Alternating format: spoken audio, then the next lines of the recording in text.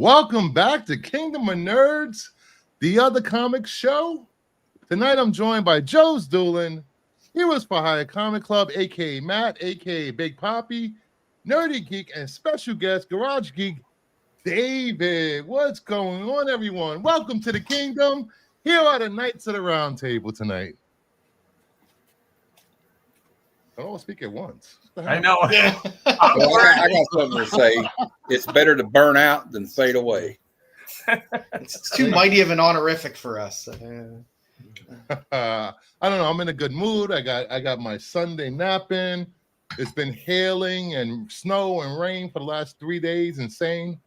The winds of like 40 miles an hour. I'm waiting for a tornado. I had the winds today. We have rain in LA, which is weird. Weird. That is weird. Yeah, lots of flooding. Kind of. Well, not too bad, but areas are flooded, and yeah, it happens once a year. But when it does, it's like boom, and then it's over. Must be nice. All summer I was plagued with yellow jackets. Now I'm plagued by hail and snow and crazy weather. It's not even time yet. Damn lake effects. It's mid-November. What are you talking about? Hey, what's up, homie? We didn't even get snow until like January. Well, Christmas we Eve. got snow last week too. Last year, Christmas Eve, and it didn't stop snowing till February. That's Shane. Yeah. Shane, what's going on, Shane? Let's say hi to the chat. Who we got here? And Wamba. Basically, what you're saying is that Marvel needs to go back to the way it was during the 70s, 80s, and 90s. Nope, that's not what I'm saying. Missing Mars. Don't reboot, reinvent, but keep the look of the 70s in mind. Oh, this guy was 70s. Cliff. Reboot into blind bags into a puzzle. What the hell? 88 player. Kevin. Is anyone else streaming? I give him a like. Terry Floyd. Cyclops needs a reboot. Screw you. Cyclops is the best X-Men. Least talented Summers brother. New York sucks. No, it doesn't. That was judgmental. He lives in New York. Geek got on his wall some Kong. Nice. Yep. We got Sleepy Reader 666. Hello. Justin, the bane of my existence is here. Okay, are we talking about Marvel? Yes, we're talking about Marvel. This will be one of the few shows where we actually talk about Marvel. I talk about Marvel here all the time just to make Bruce mad. I'll be sleeping during that segment. But you know, It's not all bad. Also, this will be a special Road to 2K giveaway tonight. Dude, I'm almost at 2,000 subscribers, so I will be giving away books. Books I feel like represent the channel as a whole. So hopefully you guys into the giveaway once I actually let me show you what the giveaway. So you got some foot covers in there? Somewhat. What the hell? Foot covers? We disappeared. We all disappeared. Goddamn StreamYard. The invisible girls in the backstage is what happened. She just made us. I know. I'm not in my normal room with my statues. I know. Dude, people love your statues. Mama Bear's here. The queen of the Mama kingdom. Bear. Hey, Mom Bear. Hello to all Canadians. Someone rob Nerdy. Hey, Shane, if you want to come on and hang out, let me know. I know it's been a while since you've been on the show. Hashtag Bubba. Oh, my God. We're not doing Bubba tonight. That was Friday night's giveaway. Giveaway hashtag. What do you want tonight's hashtag to be for the giveaway? Hashtag BJ. Dude, can we do that? Nudge. Hold on, let me set this up. Hashtag BJ. God damn you, Nerdy. All right. The hashtag for tonight, because of Nerdy, is hashtag BJ. Very nice. There we go. Hashtag BJ. So much for a family show. It is a family show. That stands for Bruce and Justin. Yeah. And they're a family. I thought it stood for the old 1970s TV show BJ and the Bear. I just changed the ticker. Great show. Let me know if you want to come on, Shane. Just send me a message on Instagram. What are we doing? Okay. I would have There's a said lot- hashtag Cankles. That would have been my hashtag. Hashtag Kinkles. Yeah. If you know, you know. And for all you guys, the first time coming to the kingdom, you would know we never mess around here. Hey, quit messing around. I'm not messing around. I'm doing important stuff. We always doing important stuff, and we always know that Who are you? I'm Ray. Ray who? Ray Skywalker. and if you don't like what goes on in my channel, It doesn't matter what you think. I've never seen that before. really? That's most of America right now, the way they're acting. Ray Palpatine, Goon is Goon Goon. All right, let me show off on what's in the giveaway. But before that, I got something in the mail. I got my best informative content trophy. That is cool. Spinner rack, and it actually spins Wow. from the Oh, CBC nice. Awards. Put little stickers on each one. I should. In the mail. Those look like Nintendo cartridges from the NES. They do. So I just want to shout out to the CBC Awards. Shout out to Brian LCS. That's Shout cool. out to Renovision. Shout out to Kyle, Joe's Doolin, Matt, Nerdy Geek, everyone that contributed to this channel. And special shout out to Kyle for bringing me, Kyle from Renovision for bringing me over to the comic book YouTube part. I was stuck in movie talk for the longest time. And movie talk is more toxic than comic book talk. Let me tell you. It's because you weren't in movie talk, you were in Snyder talk. It was Snyder talk.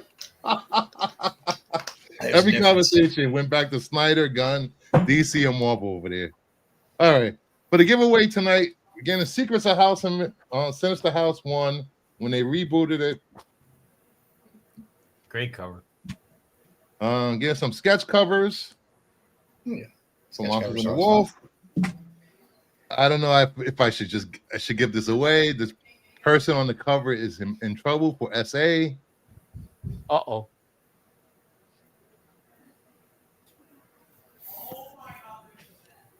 Purgatory, There you go. a little show me boobs. Holly Halloween, Yeah, little Joe.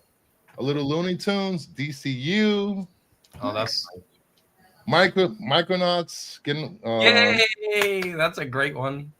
It is a fun book. Star Wars 15, Nice. and I didn't realize I had like 10 copies of this book. Hello, Halloween. That's a great I have such a. I have almost a full short box now of Hello Darkness.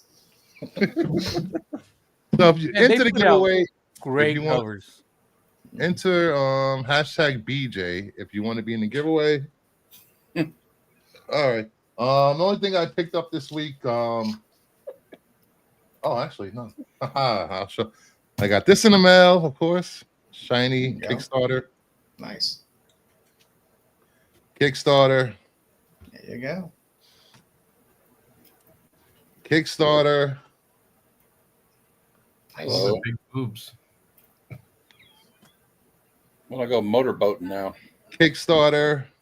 Oh, that's awesome. That one is awesome. That one looks better than Kickstarter. the one that came out in the blind bags, actually. It is. Wow. It's way better. Are those And a giveaway? I want them. I think I still have like 2 or 3 orders coming. And those are all part of the giveaway, too. I'm just kidding. Yeah. I will in my channel. I don't know if I know I showed these off on Matt's show. I think I don't know if I showed them off here. Animal Man 54. This is a Brian Boland cover. I love this cover. That's Nice. awesome. I'm very close to having that whole run. Oh, really? Nice. How many issues were in this run? Well, it went on. I kind of fell off after all the Cool Bowling covers, but it went up to. Did it make it into the 70s and 80s before it relaunched with another volume? Because there was a Lemaire volume, and Yeah, I there were a can't remember handful. what. I have to look it up. Plastic Man number 10. Oh, nice. This is a Jack Spaulding cover. I'm a big fan of Jack Spaulding. That's awesome. Early work of George Perez. He did the interior and the cover. This is Hot Shot number 1 from 75. Ooh, I've never seen that before. It looks like it's fallen down into the bottom. Oh, it's a huge freaking thing. It's huge. It's a magazine size. Yeah, it's like Magazine size slabs are a pain in the ass. They are. They're so big and heavy. It's That one ridiculous. doesn't kind of fit the. yeah, no, I don't know what they were thinking. Well, it's because they have And- one magazine size, and then they just My favorite pickup, throw it in my Captain Marvel Adventures 85. Oh, nice. there. Always nice Oh, to see some beautiful. Fawcett. So beautiful. I love presents so well for 6-0. Those Wow. Fawcett comics always have beautiful, like vibrant colors.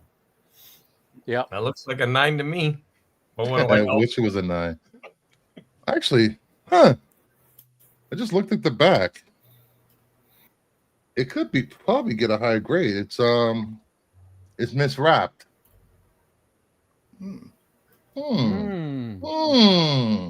You can fix that. I can fix this. Doesn't look like it was pressed. A press and a clean. Ooh. Maybe we'll get a 7.75 out of that. All right. What do you got, Joe?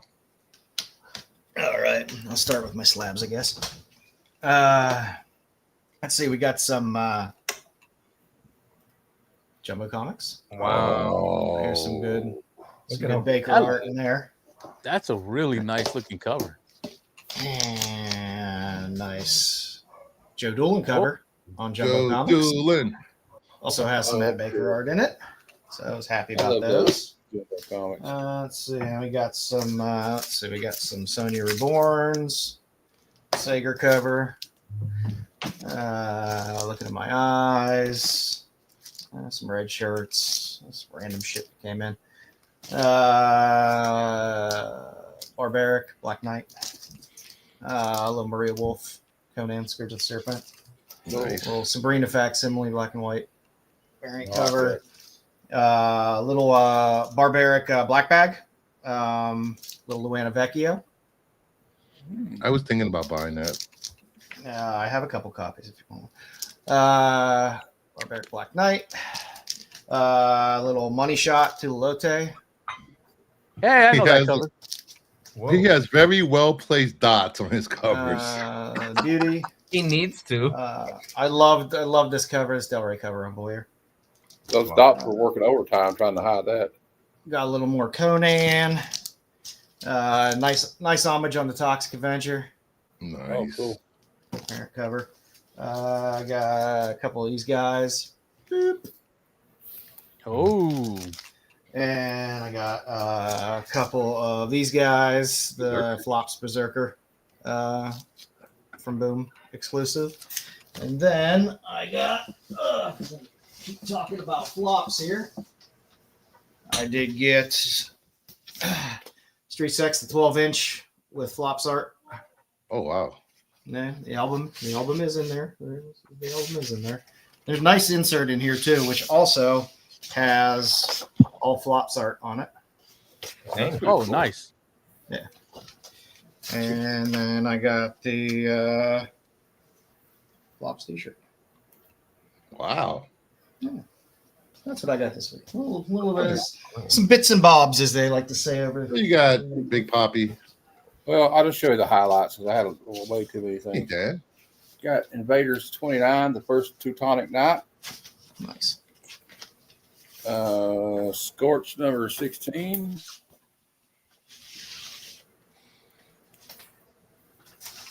Monster and the Wolf, the trick cover, Ooh, that's pretty. and we got some the red Vampirella. Red. What evil lurks in the hearts of men? The Shadow knows. We got Shadow I number love 6. Shadow. Nice. Him and his massive nose. House of Secrets 128. Nice. Nice. And as you, I don't know if you guys know or not, but I am a big Mike Mignola fan. And I have some. I got them out of the poly bag because comics need to breathe. Got the Bram Stoker's Dracula #1. It's got the cards in the back there. You see. And I got another copy if anybody needs one. It's still in the poly bag. Then I have issue 2. I love the art. I love Mike Mignola is one of my favorites. And then I got some more cards in the back there. You got the brides and then the art card. And then I got number 3. I just need number 4. If anybody's got one, let me know. I would gladly buy it from you. Get some more cards. I want to get them all out, but that's what I got. That's cool. Jim, whose basement are you hiding in? Held in? Help me, Justin. Help! Hey, pops, We're in a sweatshop. Hey, Pops. Hard.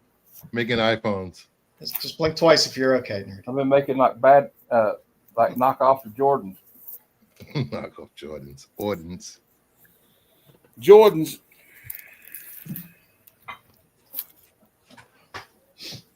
Well, that's all I got though. Hey, Brogo, welcome back. Oh, if anybody needs a Event Horizon ash can, let me know. I need one. All right. All right. So I was able to pick up some. Ooh, the glare is off one here. Yay. Some DC bombshells. Good man. Another DC bombshells. Nice. Some Adam Hughes Captain America. Ooh. Adam Hughes Superman. Cool. I have that one. Adam Hughes Gwen Stacy. There you go. I think you Adam like Hughes Betty and Veronica. Yay. Wow. And I finally got my Suspiria Transformers cover. There you go. Nice. I picked up this Gwenpool. Hey, 'cause I love Putri. Gwenpool. And I have that. I love Yasmin Putri. And I've seen this cover before, but I never knew the back was also that way. lenticular? Well, yeah. Oh, I didn't know that either. And I picked up 3 Unbelievable Gwenpools. They're all Nice. going for 9.8 because these are perfect. They have not been touched at all.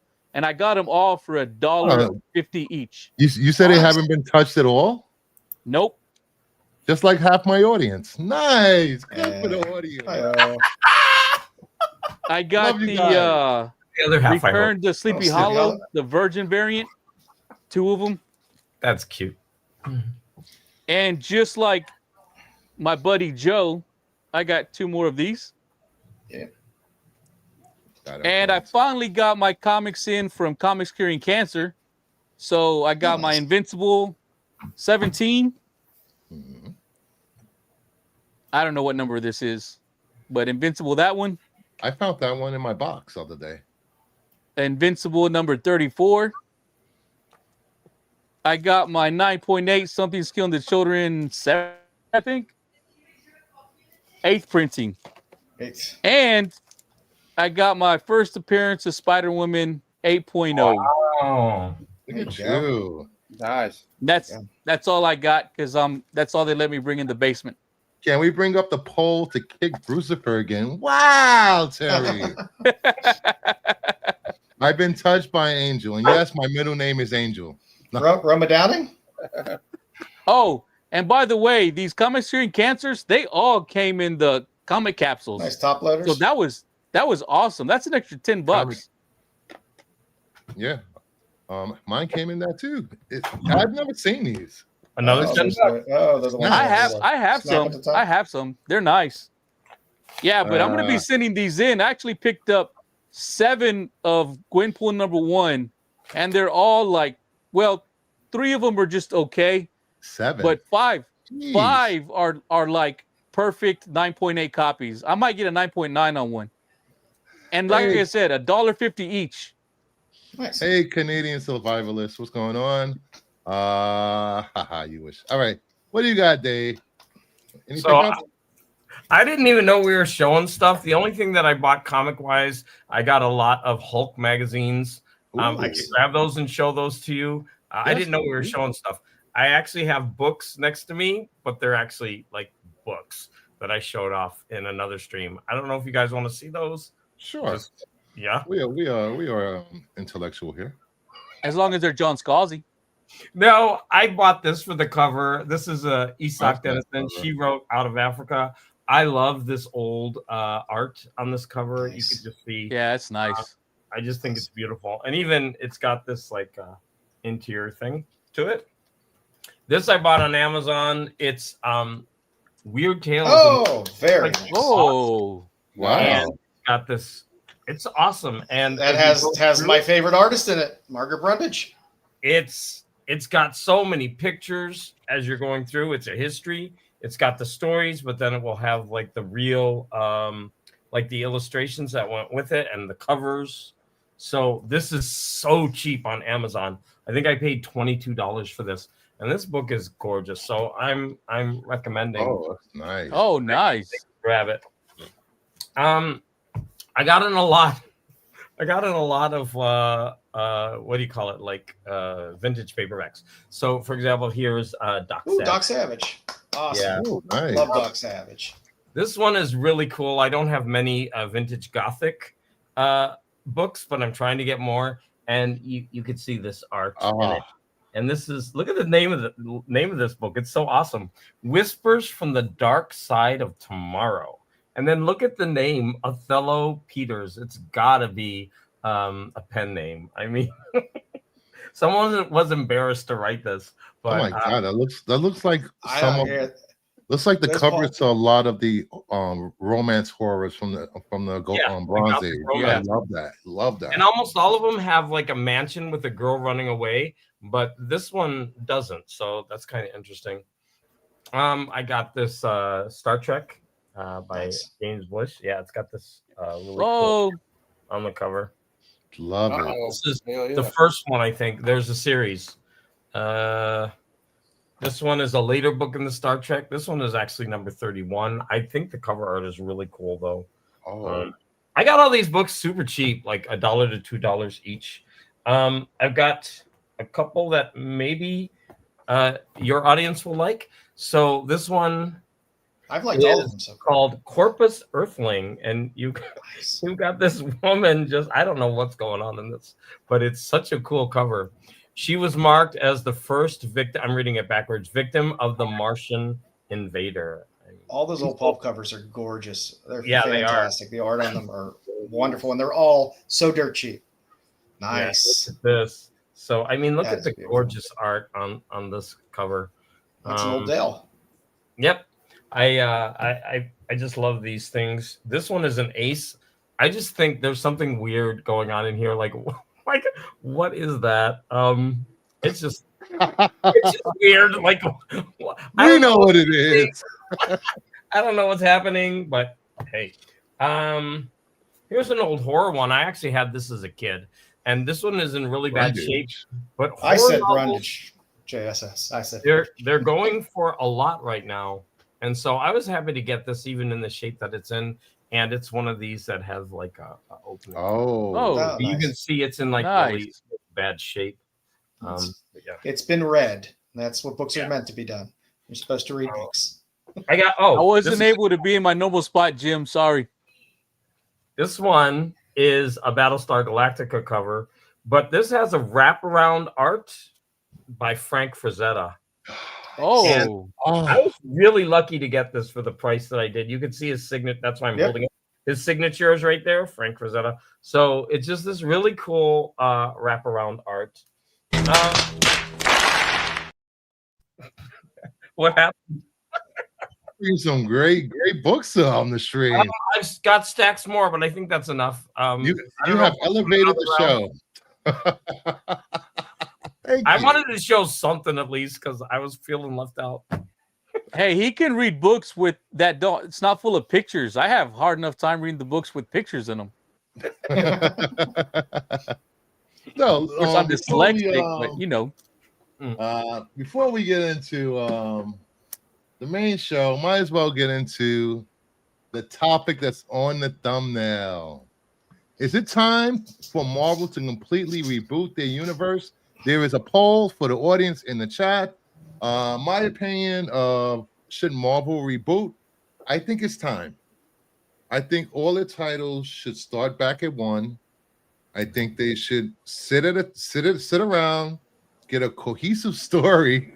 What? To stretch all of the titles. Just saying, and then go from there. No. You don't have to. We've seen that grumpy old men that read comic books, they don't like change in their comics that much. So the grumpy old men will react good to this. When have they ever reacted good to a reboot? I think as long as they don't go absolute Batman on the main universe of Marvel, I think people will be fine with it. Silly. But it would also bring in. It was also bring in new readers like me and Nerdy were talking about earlier. Because a lot of new readers are intimidated by the numbers and the volumes, and I think a fresh reboot. You can call it I don't know, Marvel 52. I don't know. It wasn't post Krakoa. They were supposed to. X-Men's going back. We got too much crazy stuff going on. We're going to start over, and then they decided, well, we're going to start over by launching 10 different titles of X characters. I got a question though. Do you think that, like, with who the powers that be there in charge of Marvel Comics right now, that they could come up with a cohesive story? Because I kind of have my doubts as long as they got Sapolsky running things over there.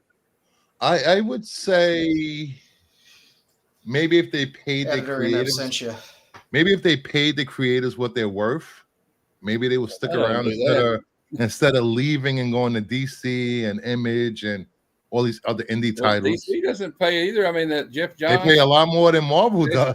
They left too. I'm just saying. I mean, Marvel ran their guys off a long time ago. Brubaker, Remender. All those guys are gone. They're not coming back. Brubaker's never going to go back.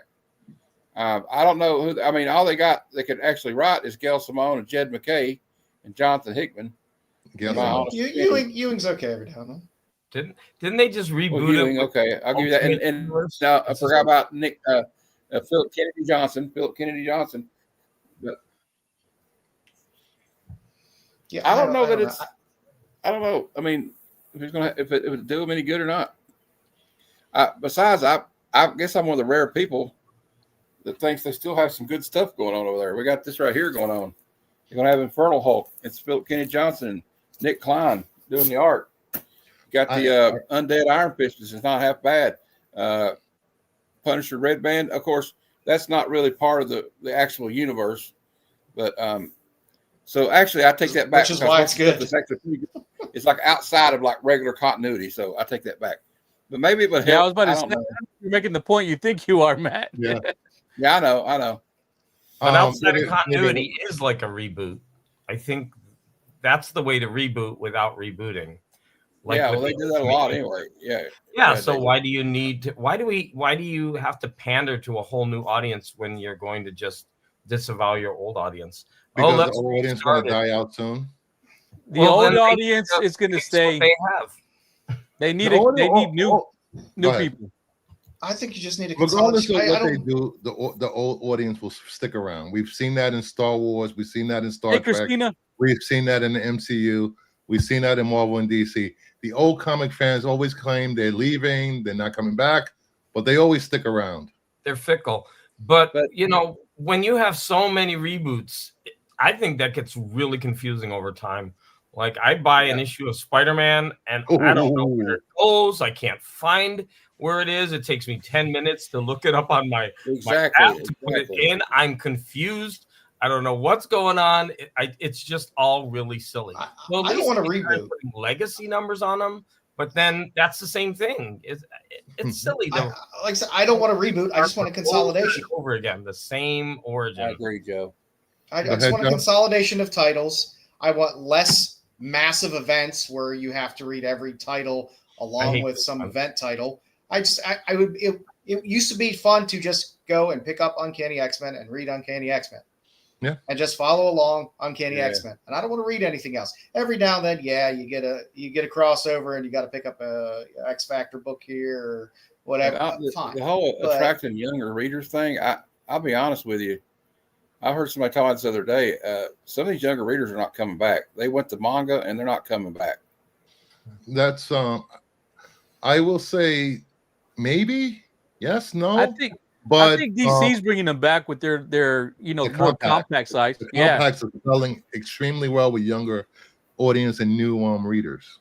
Yep. Because they're about the same size as. Do I have one somewhere? Yeah, they're like the exact same size that they're used to with manga. Yeah, they're a little bit bigger than this, and I do own manga.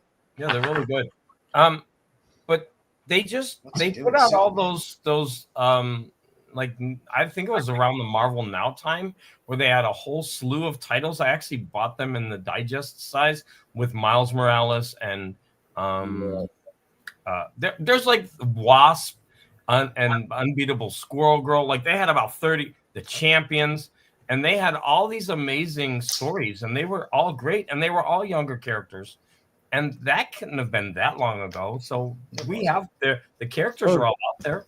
It's been what, 20 years almost? But they're still young. When you're reading about Miles Morales, he's still about the same age. Yeah, but you think about it, those teenagers and preteens are now in their 20s. So I think you can age the characters with your audience. They tried that with Spider-Man. They had a revolt. I think Walker. They did. I think, for example, they show Miles Morales having, love interests with Gwen. What's her name? Gwen, Spider-Gwen, and that kind of thing. Spider-Gwen. Yeah, I mean, they are, maturing the characters a bit. But are you going to be able to, appease every audience? No, because as soon as you do something else, another audience member doesn't like it. So how do you really appease everyone? You really can't. That's why. Sorry, you shouldn't try. You also mentioned the last time they did anything like it was all new, all different. That turned out so great for everybody. All the hate they got for Sam Wilson being Captain America, Jane Foster being Thor. Basically, it birthed a lot of assholes that are on YouTube now. I never understood the problem with that. If the original mantle holders are still around, why not have how many freaking variants of Spider-Man are there? Yeah, I don't know. But they're variants though. They're not Spider-Man. Ask Dan Slott. He creates a new one every other week. Yeah, true. Actually, he's busy at DC right now, so I guess we got a break from some of the different versions of Spider-Man. Thank God, we got Edge of a Spider-Verse. Yeah. Look how the fans reacted to Mary Jane and Peter breaking up. They were sending the writer death threats. He was afraid to go to cons. Yeah, come on, you're 40, 50-year-old men. It's complaining about two comic book characters not being together and sending death threats. The problem with that was that I'm not saying Dan Slott wasn't 100% not to blame for anything that went wrong, but like before he even started writing for Amazing Spider-Man, they told him you can't use this character, you can't use this character. These two characters can't be together. And what's he supposed to do? Pawn off writing duties to somebody else. Oh yeah, Johnny's gonna go to college, and that's why. Maybe that's one reason why a lot of the creators go to Image, because they have freedom to tell the stories they want to tell. Whereas with Marvel, you're really, really constricted in what stories you're able to tell. Well, I remember Image. There's tons of indie titles now where these people can go and tell their own stories, create their own characters, have far more freedom, and in some cases, like Distillery and stuff like that, have skin in the game in terms of those characters moving forward. And just to piggyback on what Joe and David were saying, you don't have a somebody behind you going, no, you can't do that. You can't do that. You can't do that. But I will say, I think one of the downfalls of Marvel Comics was the MCU, because Kevin Feige implemented changes from the movies and put them in the comics. I don't get it, but okay. And they do it every time a new series is coming out or a new movie's coming out. You get a new series or like a little mini series. You know, they're doing it. I know it's like Deadpool Punisher's coming out, and I'm sure that's got something to do with Deadpool. I mean, Daredevil Punisher. I'm sure it's got something to do with the Daredevil Born Again series, season 2 coming out. They did the same thing. Jeff wants to know if Deadpool anybody's reading ASM Miles Morales and enjoying it. I will say this: Miles Morales has been a solid title since it began, far outpacing the mainstream ASM title. So. Well, Yeah, I like Miles. Same creative team on ASM for way too long. Yeah, Miles Morales is probably it's this generation Spider-Man. Peter Parker. Yeah, I don't think the younger people don't care about Peter Parker. Honestly, I don't think they do. I think if you look at Marvel sales, you realize Peter Parker Spider-Man is what sells. Yeah, that's like saying people don't care about Bruce Wayne's Batman. Batman sells. Bruce Wayne Batman sells. Peter Parker Spider-Man still sells. Kids that like Miles is what I meant. Like the younger kids. Well, I think ASM is like Batman. Batman and Spider-Man fans will buy it regardless. Because they want to complete their run. They don't want to break their run. They complain about Batman and Spider-Man 24 hours a day, but at the end of the day, they're at the comic book store or receiving packages with the latest Batman and Spider-Man books. So they have a built-in audience regardless, and they will sell regardless. And Joe's right.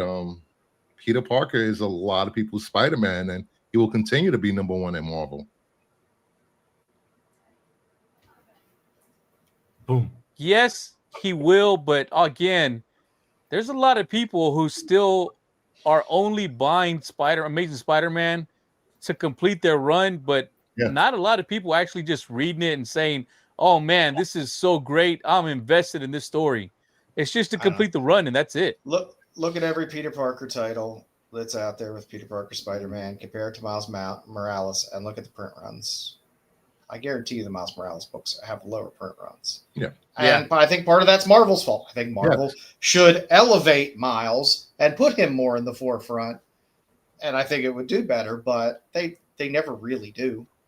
Yeah, look at they had the great idea of putting Miles and Peter in the same goddamn book, Spider-Man. They didn't promote it.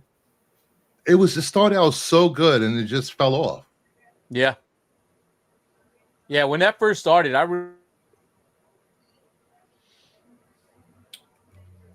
I mean, you look at the Into the Spider-Verse movies; those make tons of money because people love Miles and Peter together. And then you look at the PlayStation game; whenever they brought Miles in on that with Spider-Man, people loved those where he got his own spin-off video game. Was it as good? No, but they didn't do as much. They didn't do as much to it as they should have.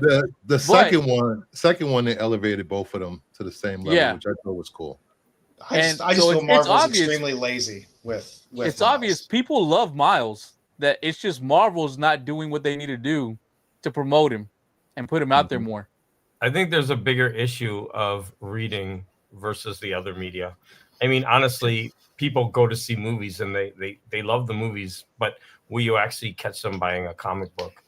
Tons of people play the video games, right? But do they actually buy comic books? Exactly. I think that's where the issue is coming in. There's a disconnect. There's a disconnect.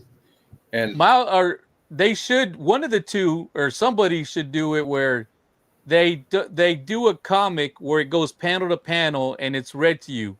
Yeah, it seems lazy, but for this generation of readers who are coming in, that might be what they need to bring them into it, where they want to start picking up comics. Like they did with the animated Watchmen comic.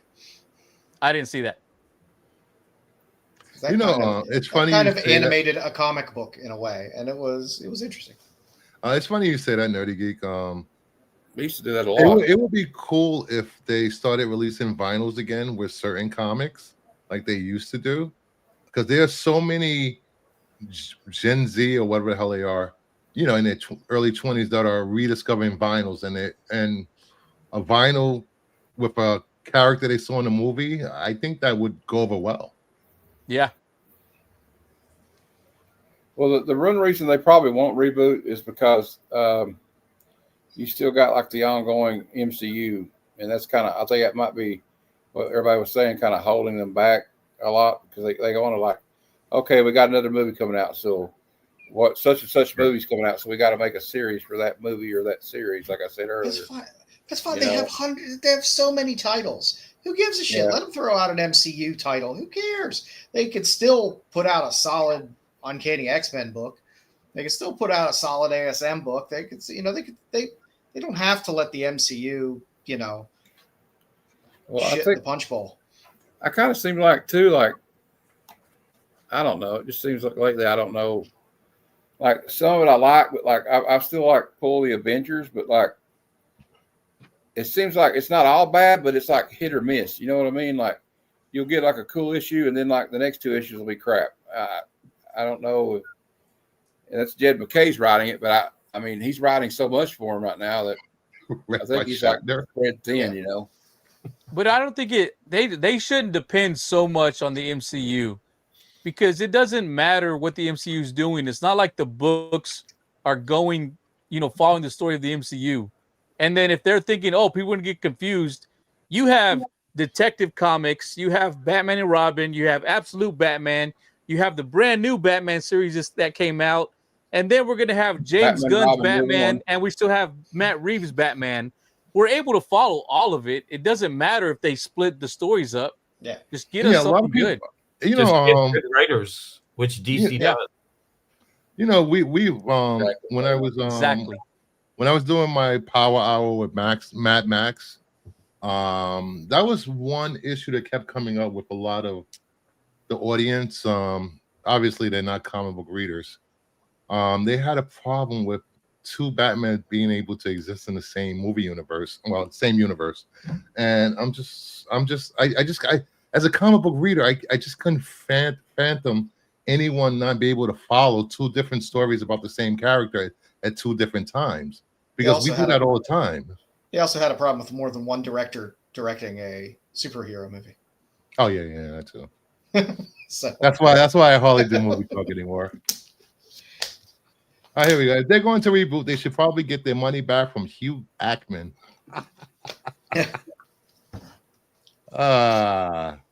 Hey, Phil Treehouse.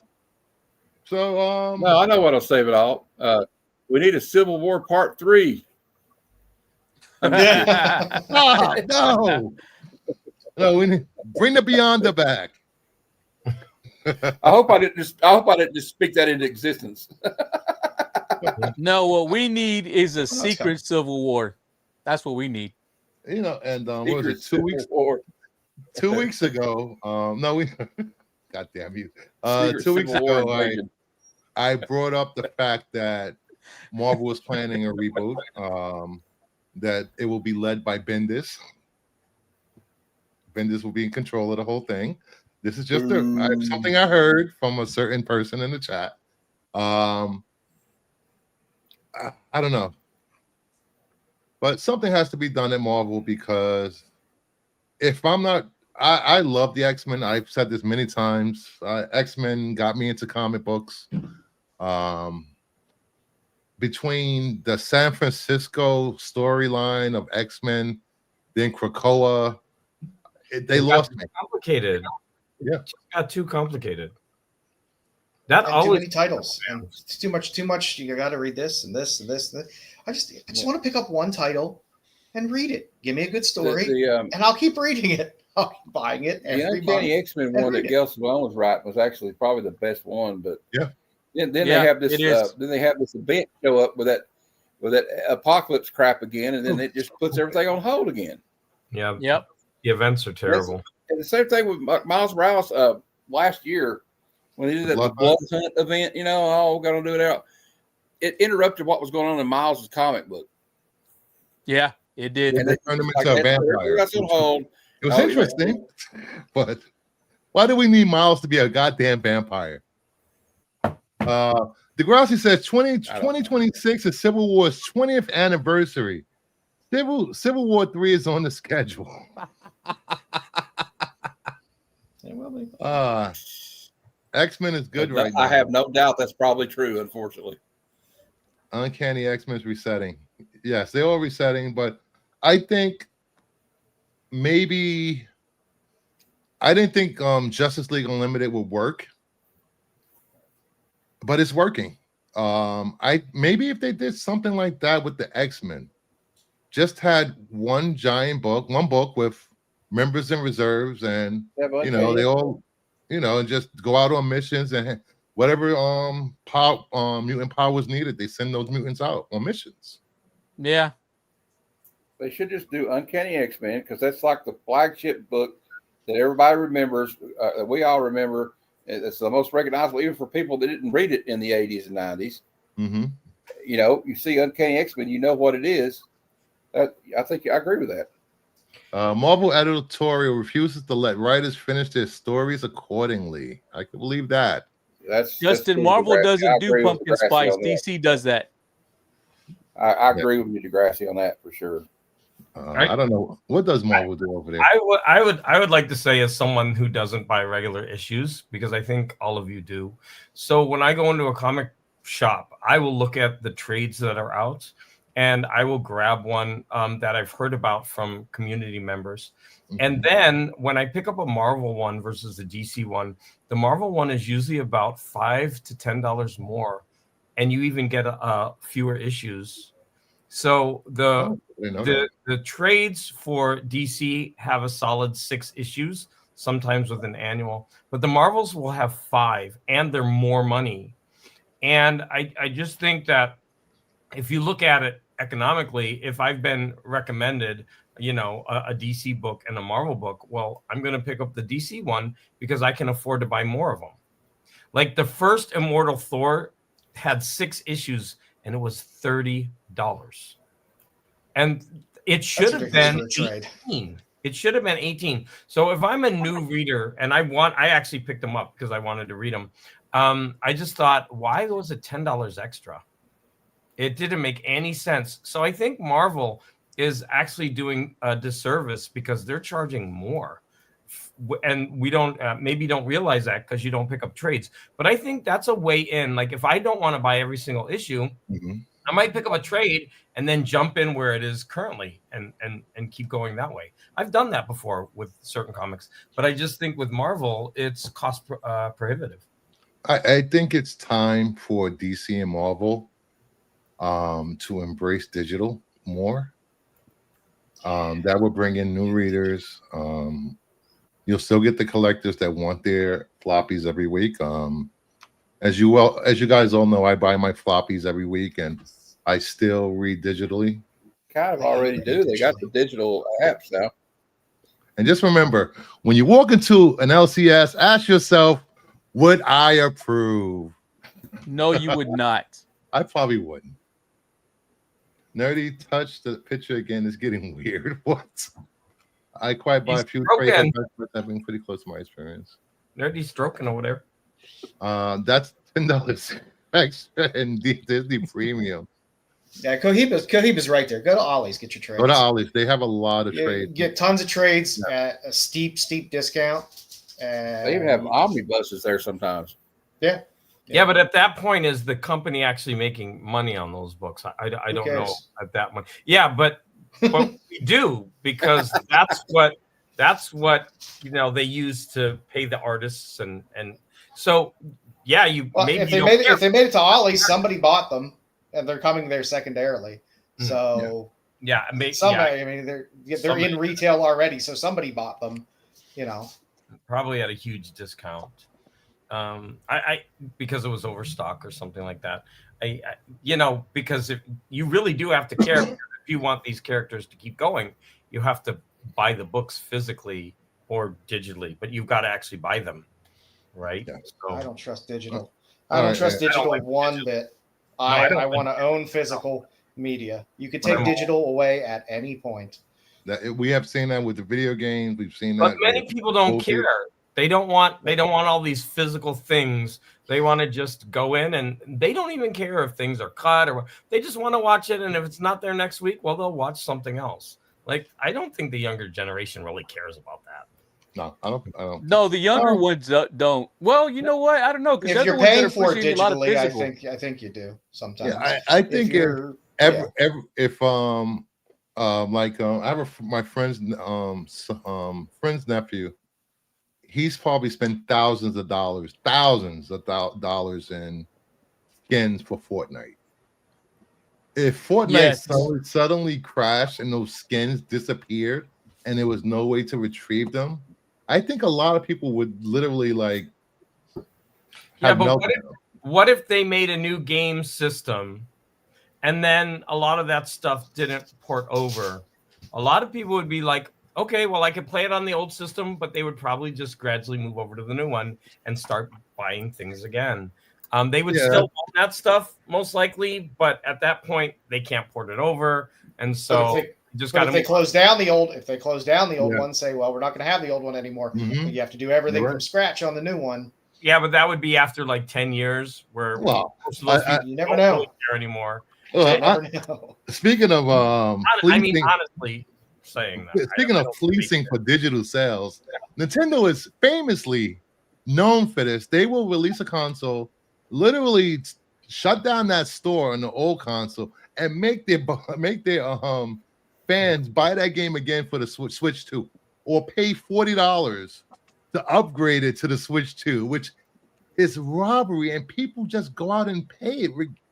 I don't understand it. I don't get it. But we don't understand it because we don't like digital. But most people, like, it's really interesting that you buy consoles right now where you can't even insert something physical into it anymore. Like, to me, I would never buy a PlayStation that didn't have a tray to put in a physical DVD or a slot to put in a memory card or something. But, you know, the newer... It's coming. And PlayStation already has them without that, and Xbox too, I believe. And so a lot of younger people don't even realize what it is to maybe put physical media inside of something. Yeah. They just don't care about it anymore. They've moved on. We haven't.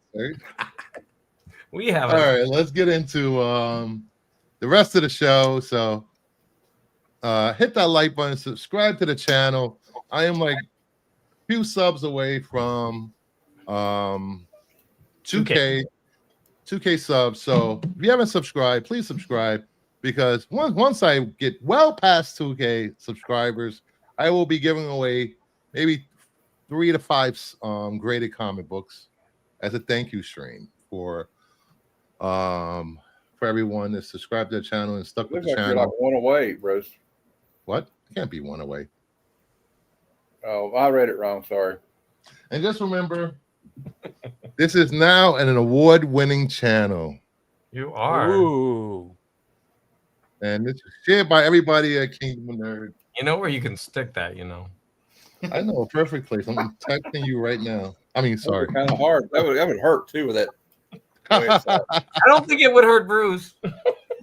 You know what? You're gonna end up in the Twilight Zone where Nerdy usually goes. All right, let's get into the show. God damn it.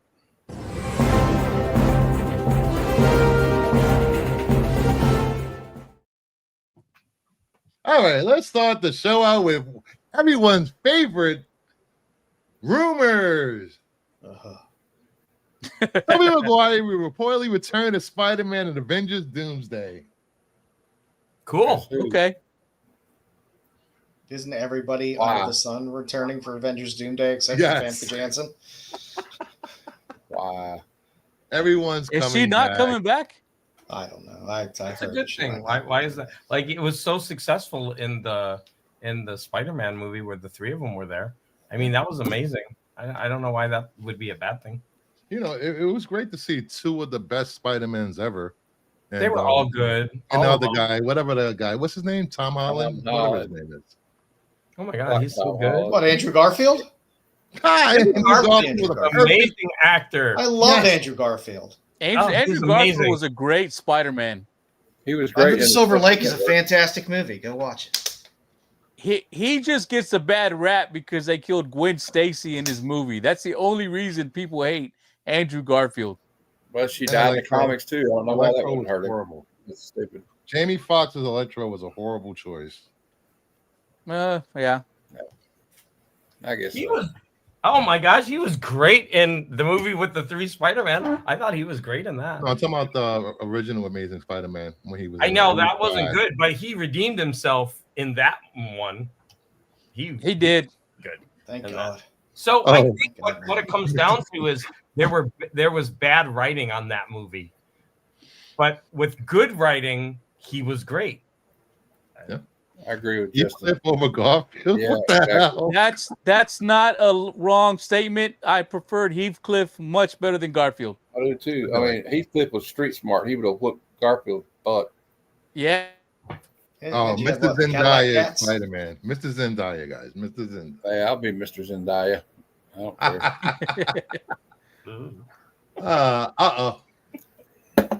care. We have some breaking rumor news. Oh no. Man of Tomorrow was reportedly looking to cast a new female character for a major role in the film. A young actress in her 20s is being scouted. Can you say Wonder Woman? What if they're going to have a female Brainiac and then all the nerds have a conniption fit? That'd be awesome. Maybe it's the younger Wonder Woman. What's her name? I forget. What's Wonder her name? Girl. Thank you. Wonder Girl. I'd be happy. I'd be happy to see a Yara Flora. I do love Yara Flora. There's an injustice what they did to that character.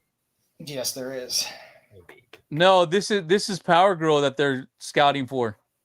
Power Girl is going to show up. Female Superman. I hope so. Supergirl? Need that boob window. The BTS behind the scenes clip of Zendaya and Glenn Powell at that magazine photo shoot would make me worry if I was Tom Hobo. Tom Holland, Glenn Powell. This ball's just dropped. Just give him a break, man. He's 40. Power bottom. What's that all about? Someone, they're calling you names in the chat. They're not talking about me. Justin is known as the power bottom of the South. Oh. He is one of those Southern power bottoms that gets railed and says, "Thank you, sir." Jenny Sparks, Jessica Green. What? Who would the top 20-year-old for Wonder Woman? Who would be top 20-year-old for Wonder Woman? I think it would have to be somebody new or somebody that's already established in a streaming show or a streaming movie. As you can see, James Gunn's not looking for big name actors for his characters. I was about to say it. Just say Sydney Sweeney. It's coming. There it is. I knew it was coming. Oh, I know it. It's going to be. Bruce is going to love it. Bruce loves Sydney Sweeney. I'm with Degrassi. I'd love to see Jenny Sparks. I loved Sydney Sweeney in Euphoria and Anything But You, and I wanted to love her character. It's not her. It's the writers and the roles she chooses. You can't blame the actors for bad writing, but you can blame the actors for picking bad roles. I'll be right back. I forgot. I went into the. I don't. You're hungry. You're right. They'll see what they can get. I left the room to go get something and went and lit, and came back and forgot to get it. I'll be right back. Sydney Morningstar. You need to be muted for that. Miley Cyrus is Rogue? No. I do love Miley Cyrus. I like Miley. Shut up, Bruce. I do. I like her. I wouldn't mind seeing her. She has that southern accent that Rogue has. All she needs a little padding. She could be Moondragon. Moondragon, stop. Where's Will? Where's Will? Will needs to get in here. All right, next up. I think there's another rumor. This will be the last rumor. It's not Jean a rumor. Grey and Cyclops will reportedly be the co-leaders of the X-Men in the next saga MCU. Rogue, Gambit, Beast, Angel, Bullshit. Nightcrawler could be part of it. Storm gets fucked again. Do we ever? Yeah. Does anybody care? I don't think anybody cares at this point. I do. I Okay. I would like to see Storm get her rightful place as she's always been a co-leader of the X-Men. She always gets screwed over and minimalized in a lot of these movies. You know, it's That is true. I think there's a lot of people. I love the Summers. I love Jean Grey. I love Scott. But there's They're a lot of X-Men fans that are tired of the Summers storyline. They're tired of Summers altogether. Yeah. Well, I'm tired of summer because it's 110 degrees almost every day. Oh, nobody told you to live in like the pit of hell. Yeah, because I had a choice. You can leave. No, I'm not going to leave. I love it here. Just stop complaining. Holy shit. Cyclops is already was the leader of the X-Men on the X-Men 97 series. So yeah. Yeah, I see Cyclops there. He's always been a traditional leader of the X-Men. I just give me Storm. Give me Storm front and center. I kind of liked it when Storm was the leader in the Uncanny X-Men back in the day for a while. If I He's remember, 60 years old, the Summer Saga. Good grief. Where's Kamala Khan? I thought Kamala Khan's the Jubilee stand-in for the MCU. Well, we got another 4 years before we get an X-Men movie. So So you're saying Kamala Khan's a throwaway character? Because that's basically what you believe. Kamala's going to be in her 30s by the time that X-Men movie comes out. Well, she still looks young though. You know what? They can't decide what they want to do with her. First, she's an Inhuman, then she's a mutant. You know, Avenger, I think. Well, that was Kevin Feige's doing. I don't know why they did that. She was one of the leads in the. Summers. She was one of the, or she is one of the leads in the cartoon one that's out, the zombies. Yes, Oh, yeah. she was, Really and I really liked her in that too. That show's great. I liked the Miss Marvel show. I thought it was all right. I like the show was good. I liked it. Yeah, I enjoyed it. I really enjoyed when they went to what was it? India? Pakistan. When they went to Pakistan and saw like the history, a family's history, that was pretty cool. Yeah.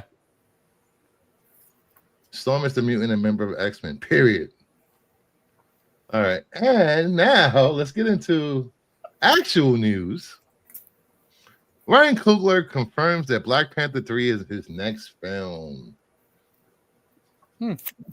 Boo. Shocking. Trilogy finished. He's done. Contract is up. I just want him to go to do stuff he wants to do outside of Marvel. Yes, I agree. He's too talented. You know, if he wants to come to DC over here, I don't want him under any major corporate umbrella of bullshit. I want him just to go do his thing. But I think, I agree, Joe. I think James Gunn would give him a lot more freedom than Marvel has ever given him. Well, I kind of agree with Joe though, because like Ryan Coogler is one of these like once in a generation type directors. You know, kind of like I put him up there like he could be like Tarantino or like Paul Thomas Anderson if like he could just.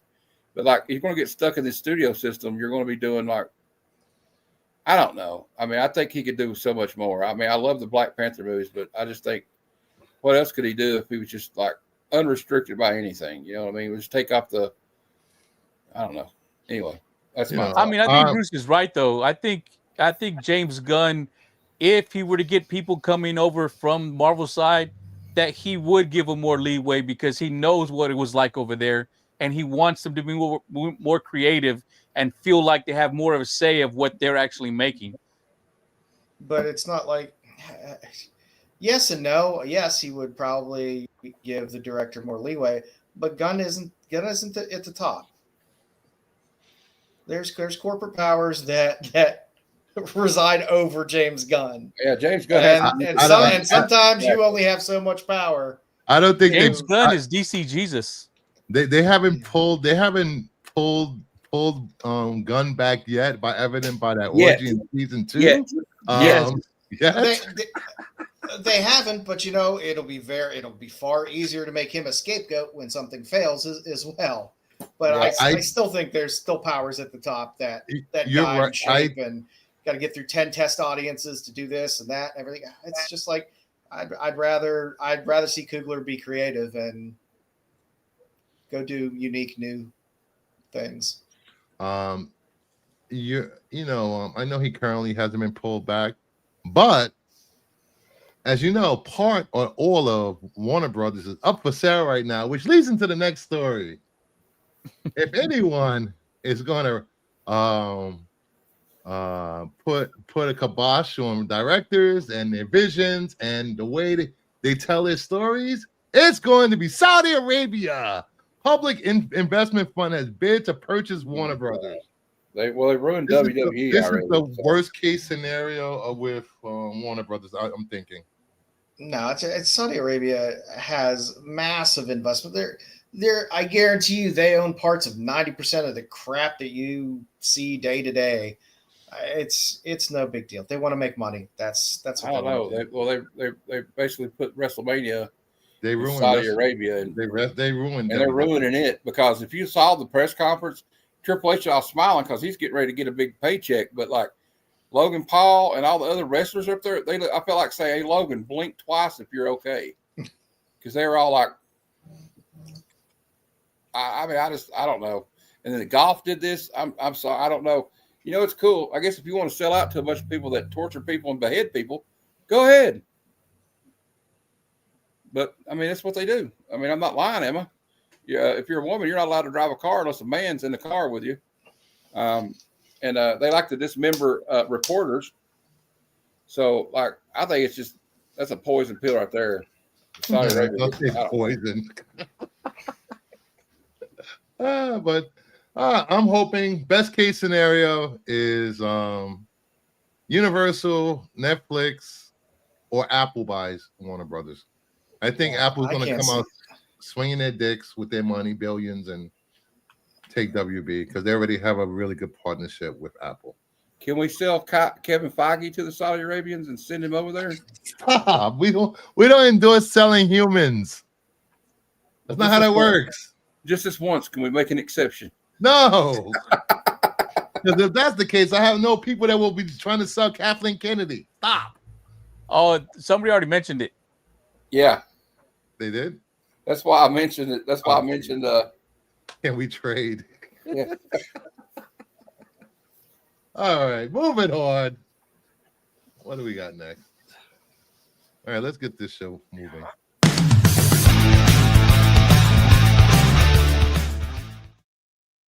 Oh, look at the cute doggy. Look at the cute Doge. I'm trying to hide her, but she just won't leave me alone. There are dogs everywhere. There's 4 of them in here. I don't know who's cuter, the dog or you. Oh, that's sweet. Thanks. All right. This week we reviewed Batman 162, Gargoyles Cross X, Fantastic Four, Batman Static Beyond #1. Let's start off with Batman Static Beyond. What'd you guys think? I'll be right back. I read absolutely I liked zero it, of these books this but I liked. I read them all. I read them all like Batman, an hour before the show. I liked the cartoon though, Batman Beyond, and they had like the futuristic Justice League, so you get to see them in it. I kind of like the art. I mean, I just like the idea of like Batman Beyond and Static Shock together. I always like Static. I guess it's just Static. They just call it Static Shock because of the cartoon. But I mean, at first it was kind of hard to like. Well, they don't really tell you a lot about the corporate or whatever that corporate like.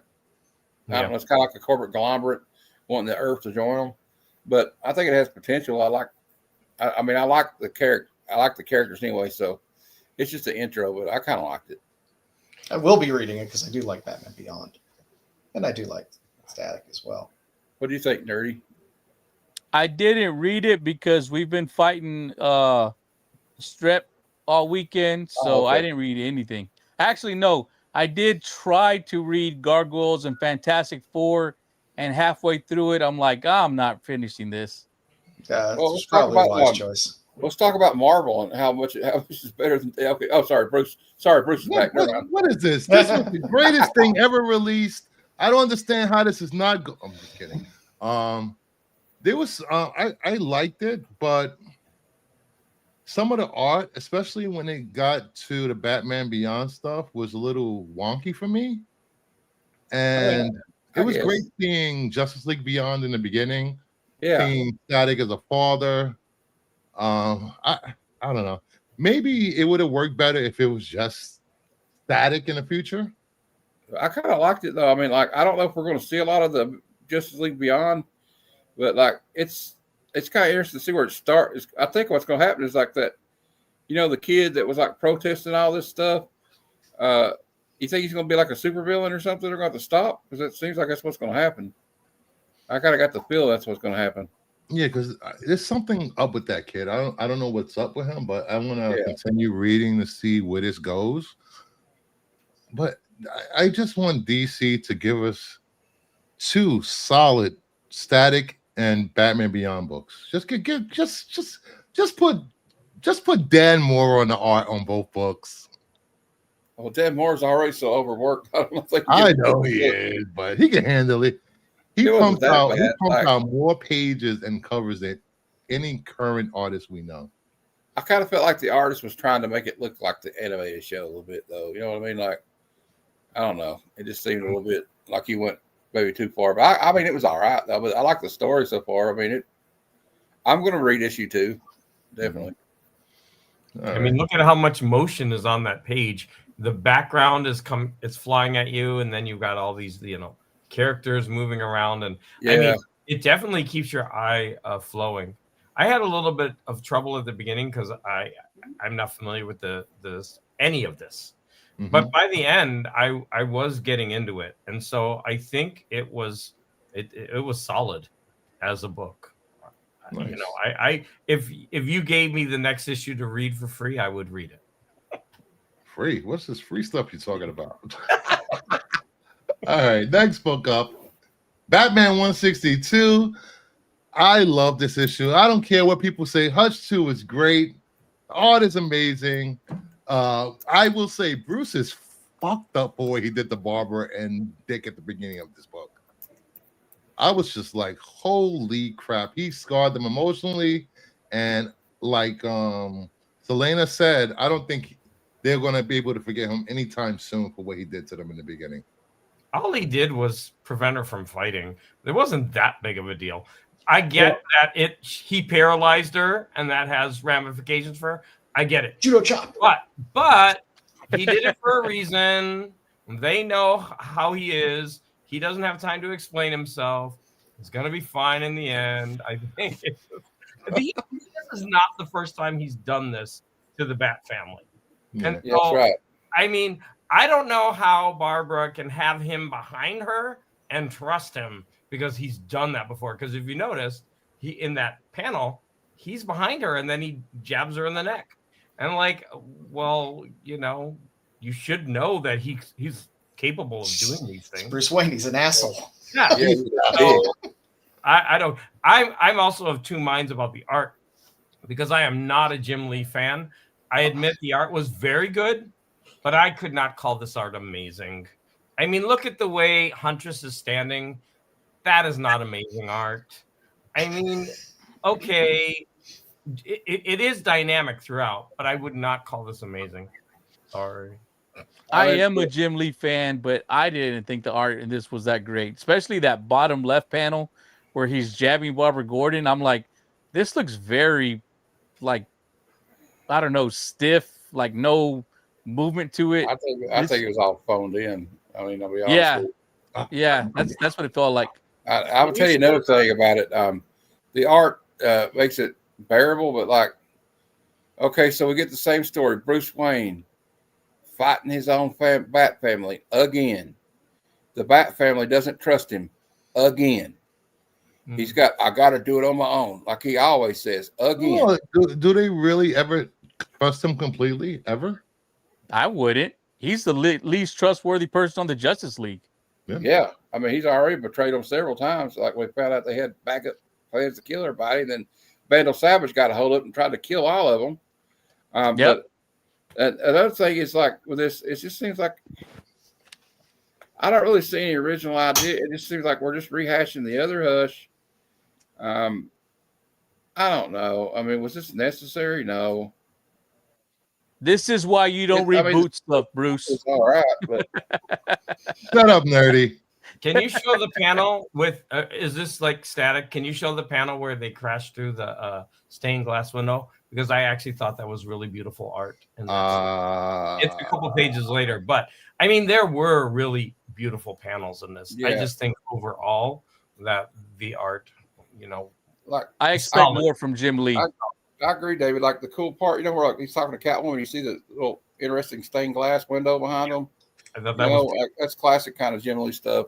But like it seems like they were in a rush because some of them don't have like I don't know. Did y'all feel like I'll ask you guys what you think? Did you feel like some of it didn't have detailed backgrounds like I'm used to seeing Jim Lee do? No. Yeah. Yes. I don't know. I didn't the get church that. there was like that was pretty. Like if you look at all of this, there aren't that many backgrounds. You could see most of them are solid colors with a couple of lines.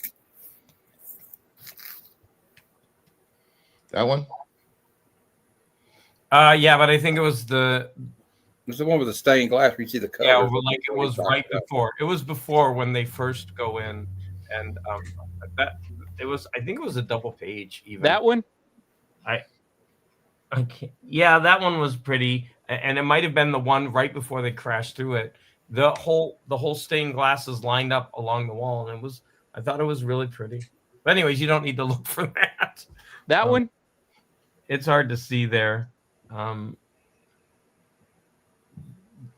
Yes, I think that's it. Yeah, that one with all the stained glass behind them. I think that's a beautiful panel. Look, I mean, if you're looking for a nice background, there it is. Yeah. Right? He always does good. I mean, wide shots. I mean, you can't expect close-up panels to have crazy detailed backgrounds. You expect the pan-out shot to have a nice background and not be phoned in. And he accomplishes that. Mm-hmm. All right, I've seen the Bat family fight each other so many times. It's kind of like passe at this point. They're not even a family anymore. Not really. Haven't been a family in a while. But they all gather around him. They all rally. So there's that, except for the I think even that one guy. What's his name? The one who Red Hood.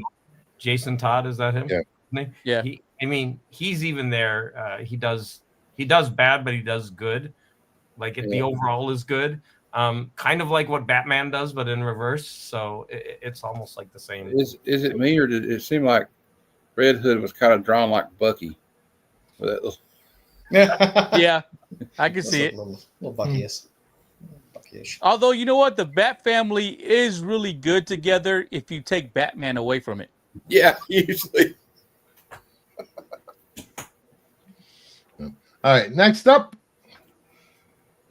Gargoyles Fantastic Four #1. There was a lot going on in this book. That's it was a lot. I gotta admit, A lot. Start. And like me and David were talking about this earlier, they just threw you into a story on Gargoyles Fantastic Four, know each other already. Yep. I don't know. I don't know about this book. It seemed like this is a one shot, and a mini series might be coming later. Yeah, I mean, it seemed like there was like 10 things going on at the same time in this story.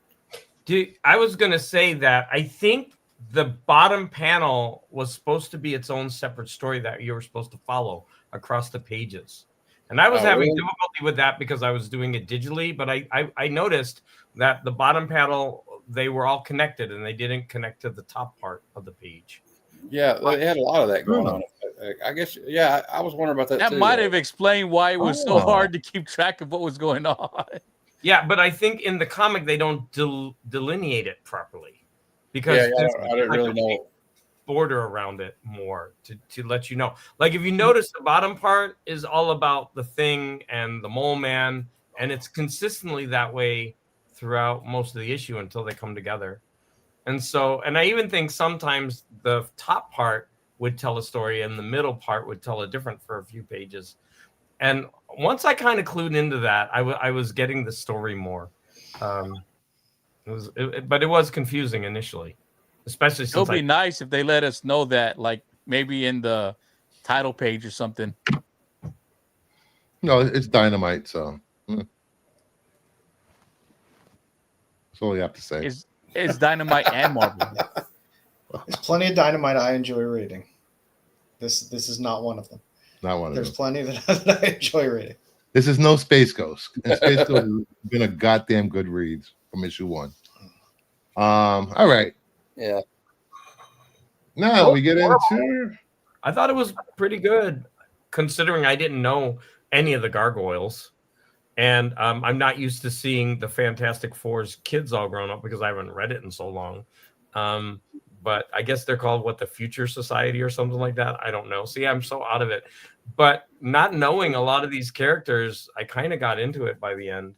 I was surprised that this was a number 1 because, like we said before, like right at the beginning, we're in like the middle of something. Yep.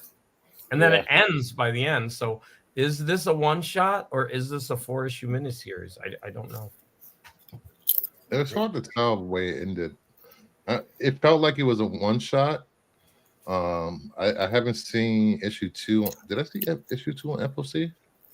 I don't remember seeing it on FOC. Did you see it on FOC for issue 2? Nerdy? I want to say yes, but I'm not sure. Okay. All right. Moving into some books. Gonna take a look at some book sales and see if you would pick these up if you had the chance. So here we are on the lookout.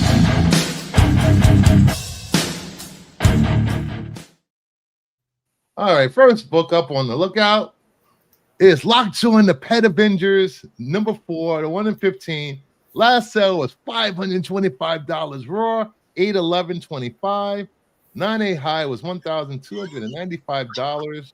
And that is the last CGC 9/8 sale, $722.25. I love this book cover, but I'm not forking over $500 for this book. Yeah, pass. Well, if you it is a own nice it, cover, great. but no, I'm not paying that much. Like, yeah, I mean, I like the cover, but yeah, I'm not paying $500 for it. Yeah, pass. If you own it already, like David was about to say, you're making a pretty good return on this book. Yeah, if you own it, sell it now. but what a cool cover that is. Yeah. I'd buy it in the dollar bin for sure. Exactly. All right. That's crazy. Come on. $1,300 for a modern comic. I'm sorry to say that in front of all of you, but that's just stupid. Come on. Have you seen my wall? I know, but it's stupid. This is like manufactured need. Like it's silly. It's probably what, a year old? No, it's 2010, 11, maybe. No. Oh, 2010. Maybe. It's more than 5 years old. Who's the artist? Who's the artist? For that? Let me see. Why don't you buy an old Avengers 4 or something for $1,000? Because people that are spending $1,000 on this probably have an Avengers 4. You could about get a 1.0 Avengers number 1 for that price. But I'm not the right audience for this. I look at that and laugh. I'm like, I could print that out and hang it on my wall for $5. Who is the artist on this? It looks like Sienkiewicz, is it? I mean, not Sienkiewicz. Oh, sorry. What's no his wonder. name? Simonson, isn't it? No, it's everybody's favorite chibi artist of Marvel, Scotty Young. Oh, yeah. That's a nice Young, really? To Scotty Young. Huh. That might explain the price. That explains the price, guys. Yeah. It's a great cover. Years. Get out of here, Justin. Trail says absolutely not. Well, I mean, he's not getting younger. Should he call himself Scotty not so young now? Yeah, but I 1 in 15 on a book like that. I mean, I don't know. I have a strong feeling they weren't printing a shit ton of Lockjaw. Oh, this is 2010, 15 years ago. Yeah, I'm just saying based on the title itself. Yeah. I mean, these off titles like this normally don't have huge print runs. You're already 4 issues in, and it's a ratio, and it's a Scotty Young cover. I'm sure scarcity is what's really pushing that price. And the name of the Thor as a frog is Throg. Yes, Throg. Of course, Throg. I like Throg. All right, then we have Superman 712. Remember this book? Last sale was $10, 11, 12, 25. Look at no 9/8 sales. Everybody loves. I'd buy that for $10. I'll buy this for $10. There's a newsstand. Yeah, I'd rather go buy some old Superboys with crypto covers. It's a beautiful cover. It really is. Yeah, I love crypto, but I love my full moon covers. I collect full moon covers, so that would be right up my alley. Hey Ed, I'll trade you a Kickstarter book for your copy. Yeah, I've been actually wanting to get this book.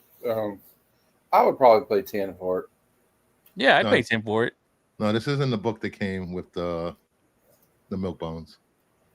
Oh no, that's a different. Ooh, how are those holding their value? I wonder. Probably they not just great. crashed. Well, all I know, I sold my 198 for like $500. That's what I cared about. It bought me a key. Thank you very much, James Gunn. I still have the copy, but Ultimate Universe 1 year in #1 last sold for $4. 11/8/25, 9/8 high was $70, 115. Last CGC 9/8 sale $23, 9/20. I paid 23 for 9.8. First, was it Ultimate Wolverine? Yep. When this came out, this was going between Ultimate Wolverine. Yep. I think it was going between $30 and $40 when it hit the stores. That's a steal. Maybe $4 you can buy a copy. First Ultimate Wolverine, guys. First Ultimate Wolverine.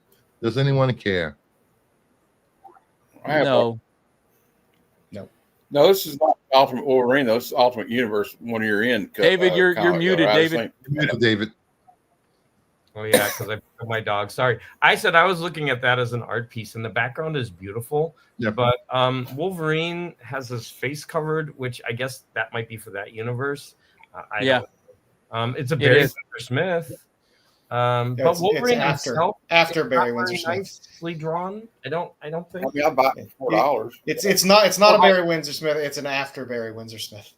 Oh, okay. I was gonna say because it really doesn't look like Barry Windsor Smith, but the background is really pretty. Yeah. All right, then we have Deadly Tales of Gunslinger Spawn #1. The 1 in 50 last sale was $105, 11/9/25. CGC 9/8 high was $500 back in January of this year. Last 9/8 sale was $160, 10/5/25. When this hit that week, it came out, it was $300 to $400. Yeah, that was a big book. That was a big book. I just want to color it with some crayons. Spawn people, I will always give them their props. Spawn ain't for me. I've never gotten into Spawn. But like Spawn collectors are rabid collectors. They love Spawn. Yeah. They love all the offshoots. They love anything McFarlane throws out, especially. I like the art, and I'm a McFarlane fan. I know a lot of people, some people aren't, but I wouldn't pay that for it. There's just no way. Even like last sale, $105. Nope. For 1 in 50, it's held up well. 2 times ratio. It's held up well. For a Spawn book, Spawn stuff always moves. Like I said, they have a good rabid collector base of Spawn collectors. Yeah, and it's a really nice McFarlane artwork, but no, I'm not paying that much. I actually won this in a raffle, so I have a 9/8 copy somewhere in one of those boxes back there. I wouldn't have bought. 75 for it. I would not have bought this. It was no, nope. I still wouldn't buy it. Not at I'm 100. not buying it because I'm not a No, Spawn I mean, person, but I can If see somebody was why a to give it Spawn to me, person I would would want take it. it. But yeah, I'm not paying that price for it. Even with the price drop, there's just no way. The Deadly Tales of Mark Spears issue was pretty hyped. Yes, it was. It was hyped a lot. And that book is I don't really know where that book is right now. I will say that two people that I know that are reading this book, and they say that this book is actually amazing, and that even if you don't like the other Spawn titles, that this one is really well written. So I'm hoping that they put out a trade of this so that I can actually read it. So I've always been a fan of Gunslinger Spawn over the other Spawns. His backstory and origin is so interesting. Yeah. All right, next up, Grommets #1, the 1 in 10. Last sale was $94. This thing hasn't dropped much. 10, 14, 25. 9A high was $255 back in 24. Last 9A sale was $530.25 for $199. I still want this cover, but I'm not paying that much for it. This was my favorite series that came out that year. Hands down. It's fantastic. It was a great read. It was just a fantastic read. And when this was hitting the list and came hitting all lists, this was a $15 to $20 book. Yeah. It has since gone up in price significantly. Well, I got most of these 1 in 10s from Grommets, but I did not get this one. No, John, it's not Timu Lover, right? This is a good story. you better get this one now. Although, you know what? Going back to what our conversation was on Friday, Bruce, this is one that would be a good movie or series. Grommets? Yeah. It'd be a good series, I think. Yep. I heard they're coming out with another. They're going to do another comic series, though. Maybe. Well, I think this will make it depends on a good miniseries. Who picks it up, what service it ends on, and who's attached to it. You know, if it's Netflix or Apple, yes. It had a great creative team. No. I love Remender. I love Brett Parson art because I'm a big Tank Girl fan. Yeah. And like I said, I think if you're somebody that's our age that kind of grew up in this type of culture, it hits a little closer to home, and means probably a little more than if you were 20-something and you read this. But I don't care. Yeah. I loved it. I thought it was great. I mean, I wasn't a skater, but my cousins were, so I was around it, but I wasn't one of them. I used to beat up skaters. Let me stop. I'm kidding. I don't condone violence anymore. All right. I don't know. Some of those skate kids, I wouldn't want to mess with them. Doom #1, 1 in 25. Last sold was $40. 9/17/25. 9A high was $195. 6/21/24. Last CGC 9A sale 135. 6/16/2025. No, thank you. I sold the Granoff about 6 or 7 months ago. Yeah, I'll pass. This was hitting $70 when it came out. Blah blah blah blah blah blah. The Granoff is held value. This has not. We didn't drop that much, but yeah, it's still above ratio for a book that really has no other major key value to it. That's fine. It's a good really book. It's above ratio. That's good. I don't really like the art. I'm just not digging the art. I don't know. It's really Maria Wolf. The color. Maria Wolf is very hit or miss. Like I said, I see a lot of her stuff that I love. There's a lot of her stuff that I'm like, ooh, but I mean, it's Maria Wolf. You're gonna get some crazy stuff. Yeah. Well, I like the one you just held up. I do not pick Marvel books like this on purpose. He probably does. I mean, let's be honest. I do. I love Maria Wolf. Everyone knows this. I thought this was I love this cover. I love her coloring and just her weirdness. Are really cool. Yes. They have a throwback to the early Marvel with the purple and the green. Mm-hmm. And like his fur around his, that's pretty awesome. It's a cool cover, but you know, $40. All right, now we have some controversial covers coming up. Elberine #1. Last sale was $4, 11/13/2025. CGC 9A high was $75 on 2024. Last 9A sale was $37. When this was hitting the list, this book was like $40 to $50. Oh no! Yeah, but if you go back to the first appearance of Halberine, it's still a decent book for an A cover off, for an open order cover. Still does okay. Yeah. He's got an earthworm on his arm. I don't know. There's something weird going on there. He's just very vascular. I don't know. Stephen Platt is coming out with a nice Doom cover. I love Platt. Hey, is Joffrey here? I'm sorry, I didn't even see you. Hey, Joffrey. All right. Then we have Terry Floyd is sleeping on this cover. Boring. And speaking of Scotty Young, Animal Pound #1, one per store. Last sale $5, 11/8/2025. Zero CGC data for this book sales. When this book was hitting the list, do I have that information anywhere? Yes. This was $20-$30. You know, like all these one per stores usually do. There's nothing wrong picking this up for $5 if you're a Scotty Young collector. Throw it in the box with your Scotty Young stuff. So yes, it's really. I like Scotty Young when he's doing covers on indies versus, the little baby Marvel characters.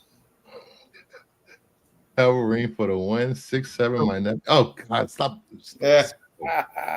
Why do you hate us so? There's also a 1 in 100 of this cover, and it's in black and white.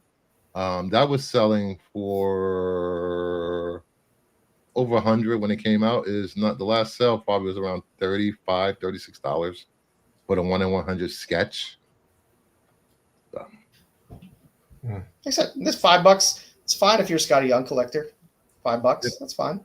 It's really cute, although it is disturbing with the blood around their mouths. Like, what did they eat? Did they eat a bird? They ate something. They ate people. Oh, because that made them heavier. Right. It might be a bird. Those feathers in the blood. I don't know, or they could be bones. I'm not sure what they ate, but they have like blood around their mouths. One word: run.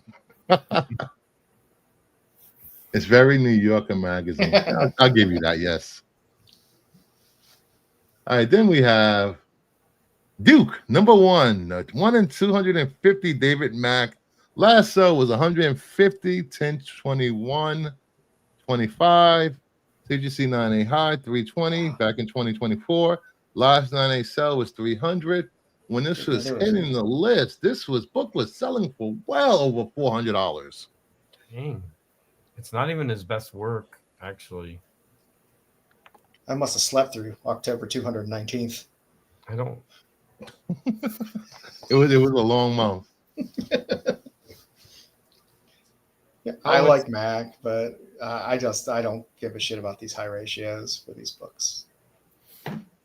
Is that one of the? What is the company that does it? No, not the company, but the franchise. This is G.I. Joe. G.I. Joe. Yeah, G.I. Joe. It's a G.I. Joe book going for 150, 300. I mean, it's a 1 in 250, so it's below ratio. I don't know. I've never been a huge Duke fan to begin with. Flint is the better G.I. Joe. All right, and finally, last book, probably the best book on the list, I would say. Green Arrow #7. Nice. The 1 in 25. Last sale was $103. March of this year. There is no 9A sales data for this. When this was hitting the list,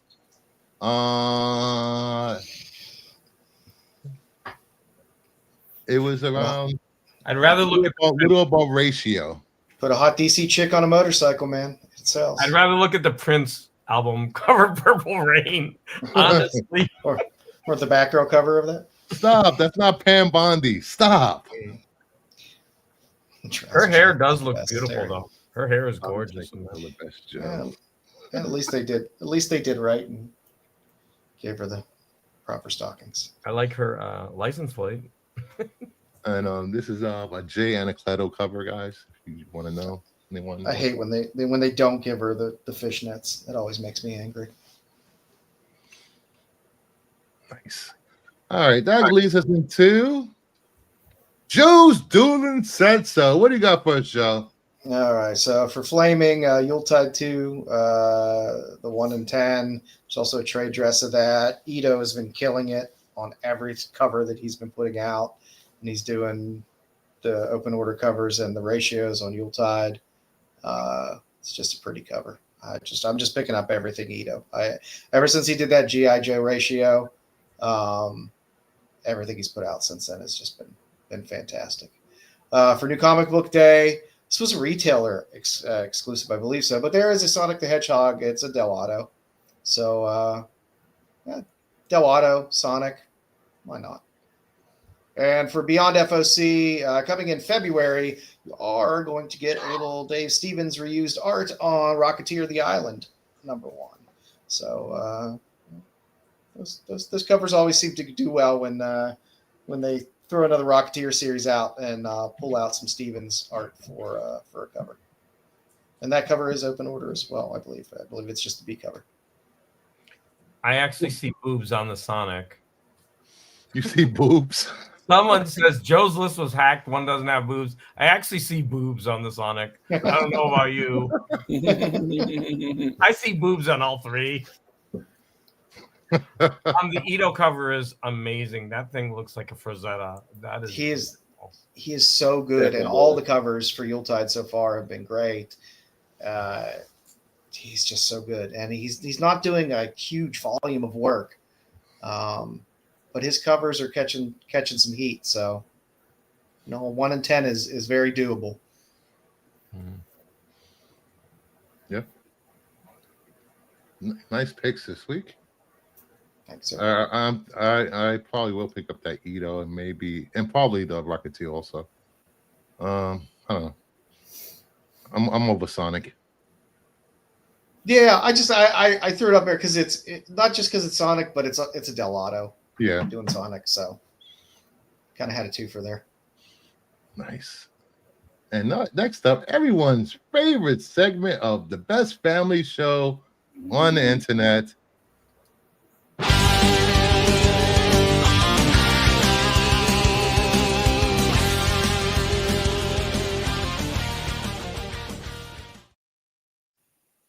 Flaming hot covers for New Comic Book Day 11/19. These are my cover picks for best covers for New Comic Book Day. You can agree with them or not agree with them. Also, everyone loves to guess how many DC or Mark Spears books are going to be on my top 10 covers of the week. So we already got Matt saying 7. DC heavy this week. Terry Floyd says 42. Deadpool, Batman Deadpool came out this week, so just saying, guys. Yeah, I'm with Mama. I'm with Mama Bear. I'll go with 6. Grumpy 6. Jeff is 6. Pops is 6. 9. Justin is 8. JSS is 4. Barbarian says 14. Ed LeBeau says all of them. All the Kickstarter books. Cohiba says 4. What do you want to guess, Dave? I don't know. Yeah, I think it should be based on the art, not the company. So it is based on the art. It's just well, then how would you? We just like to make fun of Bruce's bias because Bruce comes up with this list. So all of DC. It tends to be very DC and Spears heavy in many weeks. So 10. Let's say no Marvel. All right. Woohoo! Let's go. All right, number 10.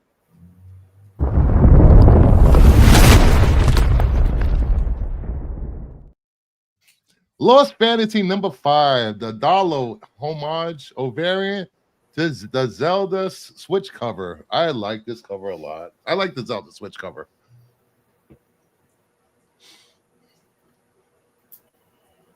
So everybody that said 10 or more is out. Crickets. That's fine. Cool cover. I mean, it doesn't jump out at me. The coloring is nice. Yeah, I can have it. It's number 10, so that's good. Number 10. At number 9.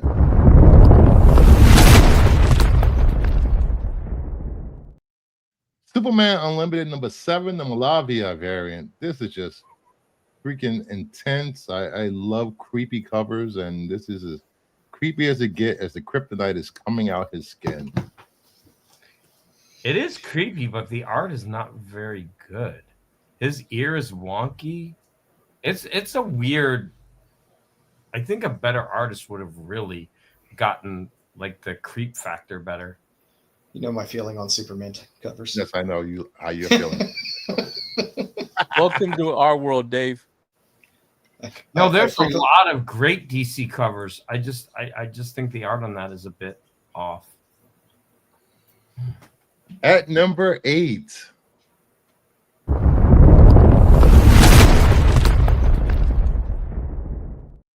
Mark Spears Monsters number 1, 6 printing, 1 in 25 action figure incentive. It is a fun cover. It looks damaged. Who's that little kid?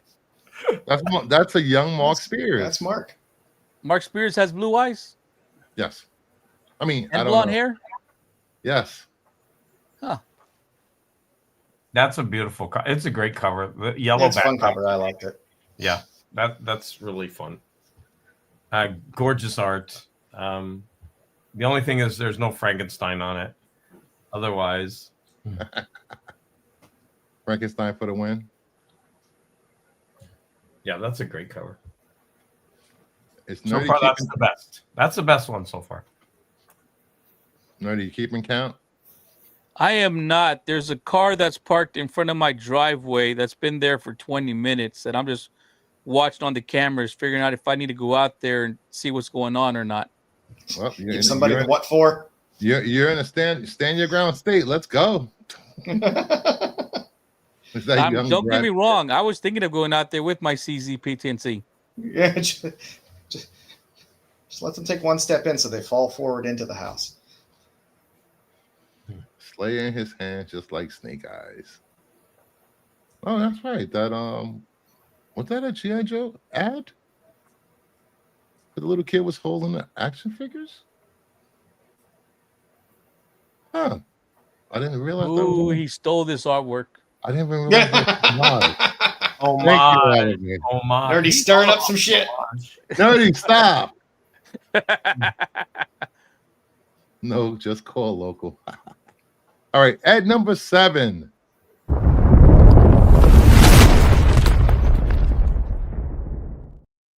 Surprise, Mark Spears Monsters, number 4, second print, 1 in 25, Black Cat homage incentive. Black Cat 50 homage. That says black homage.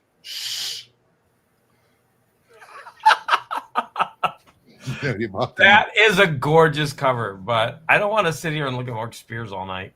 I hope you have some variety. We all know that Mark Spears is amazing, so and you buy everything that he does. I have not bought everything he does. Well, that was an exaggeration. It's called hyperbole. But that, yeah, it's a beautiful. No, you were right. You were right the first time. Yeah, Shut up, Joe. beautiful cover. you were not incorrect. If he didn't buy it, it's because he wasn't able to, not because he didn't try to. But I mean, look at the art on that jaw. It's phenomenal. It's so cool. How much would you pay for that? Like 1 in 25. I'm just curious. How much are you gonna have to pay for that? What I pay for it, or what people are going to pay for it? Well, when you buy this at the store, don't you buy these at the store? Like you have to put in an order for it, or do you? Have I'll to buy end up it paying online? about $16 for it. I'll pay below $25 for it. Okay. Or yes, but I'll sell it for 65. Myers. Yeah, I think it's going for like 65 to anywhere between 65 and $90 on eBay now. Pre-sales. Boom. At number 6. Still rather.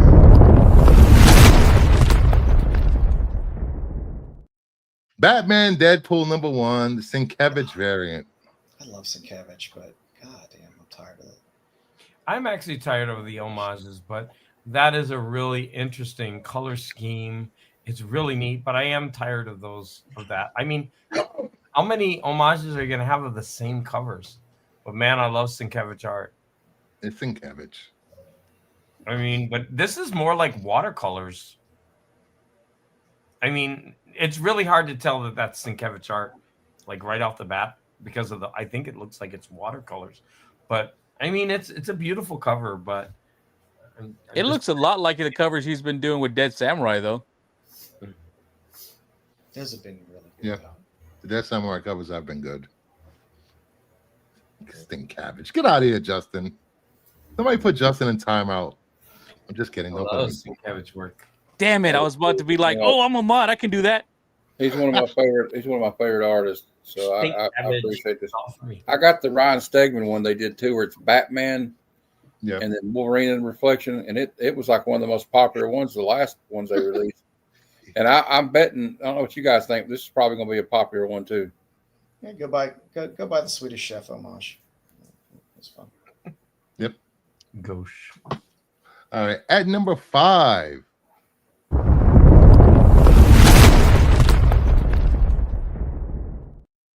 Vampirella number 6, the 1 in 15 Shazodis incentive. Oh, that's horrible.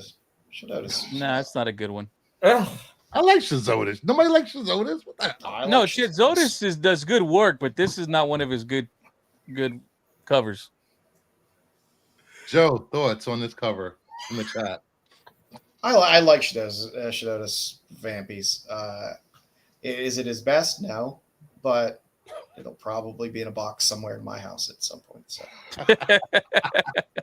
This one should almost be like X-rated. I mean, you just imagine what you're going to do. This is like really, really, really out there. I mean, there's not much left of the imagination. You have not seen Joe's collection. No, Joe's collection is tame. This is very tame. But again, I'll buy the trade dress of it and put it. It made David feel dirty. It makes me feel funny. I don't know about this cover. At number 4, Shazodis sounds like a venereal disease. At number 4,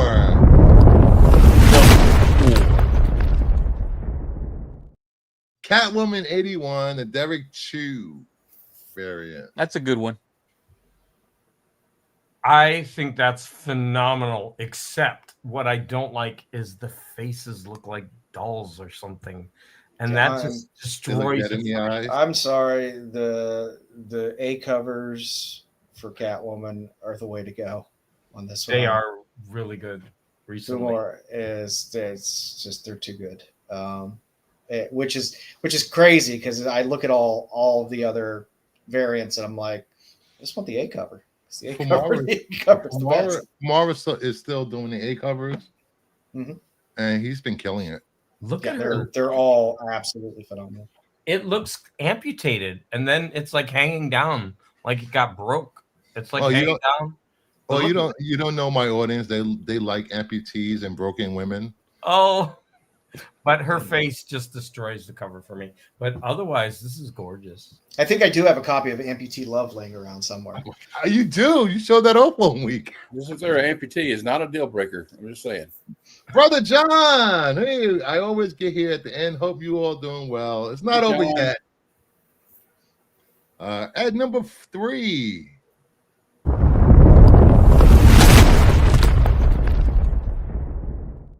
Mark Spears Monsters number 4, second printing, Witching Hour homage variant.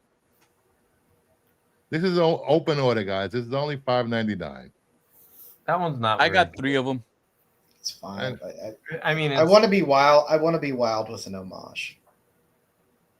This homage doesn't wow me. I love the original so much more. Yeah, the original. I appreciate the homage because it is a cover I love, but got this ordered That's on fine. FOC already. it's open order. I'll be getting it. It's open order. Witching Hour 28 is the original cover, and that's you can get a halfway decent copy for like 100 plus. If I'd never seen a Mark Spears cover before, I would probably say, wow, that's amazing. I mean, because if you break it down, that art is gorgeous. But I think we've been just inundated with what he can do and what his art is. And yeah, this one just comes off as like, okay. I think he's putting out too much. How does he do all this art so fast? How does he do it? A lot of his art, like, how does he put out 1,000 covers every month? That's not 1,000. It's like, I don't know. He did a blind bag and there was like 58 covers, and then it was 90 covers. But a lot. There was only how's he doing this? 50 covers that, and the rest were foils. 30, 60, 30. Yeah. A lot of the blind bag covers were cards he did already. He just transferred them over to covers. I don't know. Some people they struggle just to get one book out and finish the whole book, but he's got. I don't know. Chinese Factory, a college kid. I mean, what? Stop. At number 2.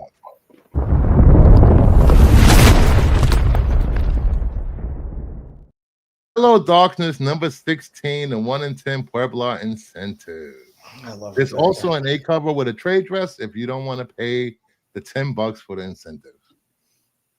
Hello Darkness has been putting out nothing but fantastic covers since issue 1. And there's some rare gems in there that a lot of people slept on in the earlier the one per store, that was a good one. That one still holds its value. What's the number? What are we at? Like 6 or something? 16. 16. No, I meant like DC Mark Spears. Oh, Mama Bear, do we have an official count so far? I think 6. I've seen a lot of Mark Spears. I'm telling you. Hello Darkness. I really like that series. I've been getting like the Jenny Prison ones, but I think I'm going to pull this one too. Maybe not the incentive, but the cover 8. Yeah. They're nice because I mean it has a minimal trade dress on it anyway. Yeah. Mm-hmm. So if you just like the cover, just buy the open order one. Yeah, Hello Darkness is good with that. They'll usually put the trade over some blank area where they're not covering up most of the art. Yeah. We count the Spears as part of the number, JSS. Yeah, the Spears gets lumped in with the DC. Yeah, so 3 DC, 3 Spears. Yes, I am just not through the blinds, Justin. I got the cameras in the front of the house. They have technology in Texas. Damn it, it's not just cows. I got 3 cameras around my house, Justin. And I'm in one gun Kentucky, for and I every have at least camera. one. And if you haven't been paying attention to my FOC or my love of this artist, you can guess what number 1 is. We all know. Number 1. Batman Deadpool number 1, the Bermejo variant. Bermejo is just amazing. Yep. Best artist of the year for me. I guessed it right. With Dan Mora. You got 7. I had it 7. You need cameras with machine guns. And now I can pat myself on the back because that's all I get. All right. Bermejo's Joker is just insane, intense, detailed. And he's been killing it on the ASM covers, except for that Mary Jane crack whore cover. That was just a horrible back cover. I'm sorry, Bermejo. That was one cover I did not buy. I do not own an MP5. I just own a 9mm 12 gauge and a 5.56. All right. Don't forget, guys, put hashtag BJ in the giveaway. to get into the giveaway. We have 25. Well, oh, nice. 23 people watching, 22 in the giveaway. Let's go. You know, that's a story I can get behind. A story about Gramps, a you man have two and his Cheweenies? bear. I have two Cheweenies, Gramps. There you go. Look Man at and that. his monkey. That's a story I can get behind. BJ the Bear. We need a reboot. Definitely. No, it's BJ of Bubba. Hashtag Bruce. There they go. All right. Hey, Nerdy, I have a theory about that. I'll tell you later. Okay. And we get into Joe's Dooling's favorite. I was told to tell you something, Joe. Yes. Let me find the text message. I forgot to tell you. Where is it? What did I fuck up this time?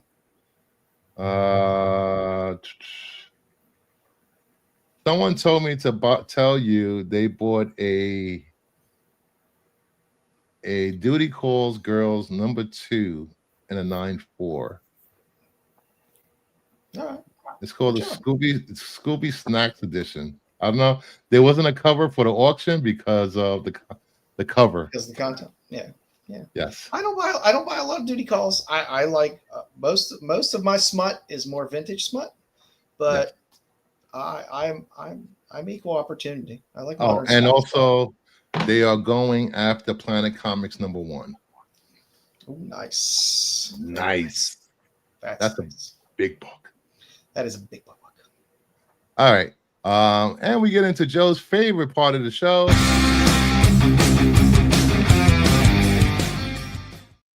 Heritage auction sales for Golden Age books. First up, we have Boom Girl #5 from EC Comics, 1948, a CGC 9.2 white pages, sold for $6,600. There are 48 graded on the census. 9.6 is the highest grade, and there are 2. And this is EC's first horror story. Zombie terror is in this book. I love Moon Girl. I That's have cool. the trade. Speaking of trades, I get all of Dark Horse puts out large magazine size. I'll grab one while you're talking through this. Nice. So you get to see EC's first horror story during pre-code era is in this book. So if you have $6,600 laying around, you too can own a 9.2 of this book. I mean, this makes sense to me because they're, these things are rare. Yep. Yeah, I got my Moon Girl somewhere floating around here too. But the Dark Horse puts these bad boys out. They're gorgeous books. They're fantastic. They're full color. It's a great way to get some EC exposure. And if you get them pre-order before they put them out, as they're putting them out, you can get the FOC discount, get them for about $15. Otherwise they're $20, but it's still worth it. Yeah. Nice. I mean, they're gorgeous.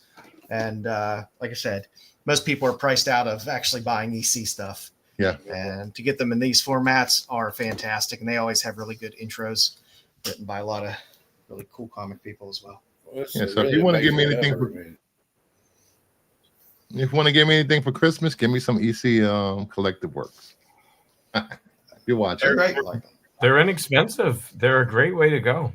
And they're gorgeous. I probably have about 10 of them right now, and I love them. And you forgot one thing. They will take a panel and they will blow it up as like the end pages. And it just looks so beautiful. Like it's just the way they package it is stunning. It's so worth it.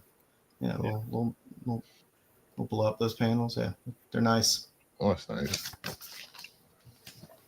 All right, next up we have Shock Suspense Story 13, EC 1954, a CGC 9.4, white pages sold for $55.80. There are 177 graded copies on the census. 9.4 is the highest grade. There are 5 9.4s in the census. Nice. Yeah. And is this file copy? Is that a file copy? Yeah. See on the label. It gains file copy. And it's like a classic. That's one of the classic EC covers right there to me.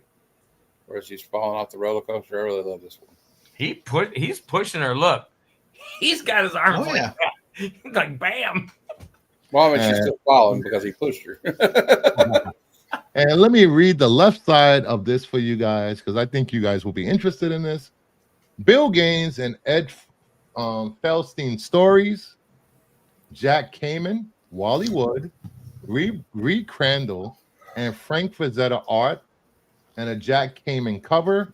And this contains the only solo story for EC done by Frank Frazetta. So I like this one. Cool. Nice. Although that did happen at Six Flags here. I mean, if it's in the slab, All you'll never get chest. to see the Frazetta art. So I'm like, what does that matter? yeah. He's tall as MC. Not that kind of girl got ejected. Cheese. And I do not want chuffs for Christmas. I don't even know what a chuff is. So Yeah, what's Chuffs? Handcuffs. oh I already have. wait, take that back. Wait, they have their uses, I guess.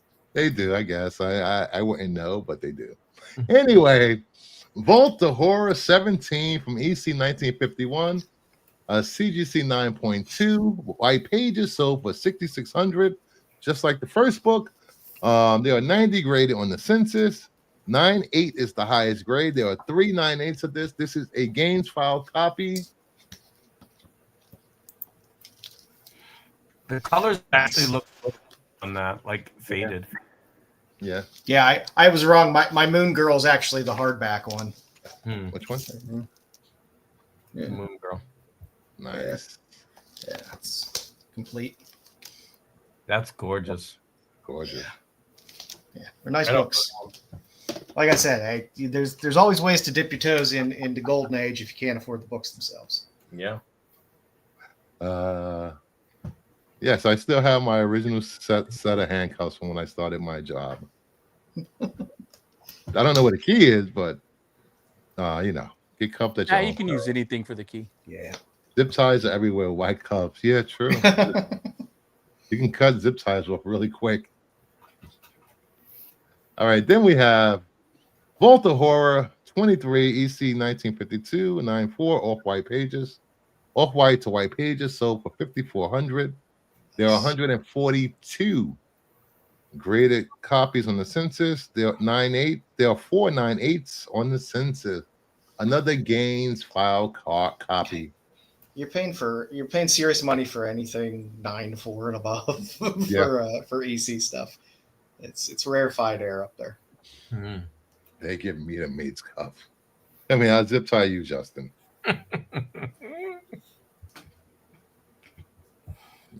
All right, then we have Love the old CGC labels. Haunt of Fear 24 EC 1954 CGC 90 off-white to white pages sold for $7,800. 123 on the census. 9.6 is the highest grade. There is 1, and this is also a Gaines file copy, and this was used in the Senate investigation report. Yep, it's a Seduction of the Innocent book. That's why it's much higher the price, right? Because it's a 9.0, and it sold way more than the 9.6 of the last one. Yeah, all of the individual Seduction of the Innocent books are always a lot of people just go after those. They just want. I've heard they just want to get those books. Yes, I guess because people love the history associated with them and how they were used to pretty much censor art in this country. Okay. That's why you got your little comics code bullshit on your books after that. Protecting children. Protect the children, please protect the children. That's been being said for over 60 years. Do they ever do? No. All right, next up.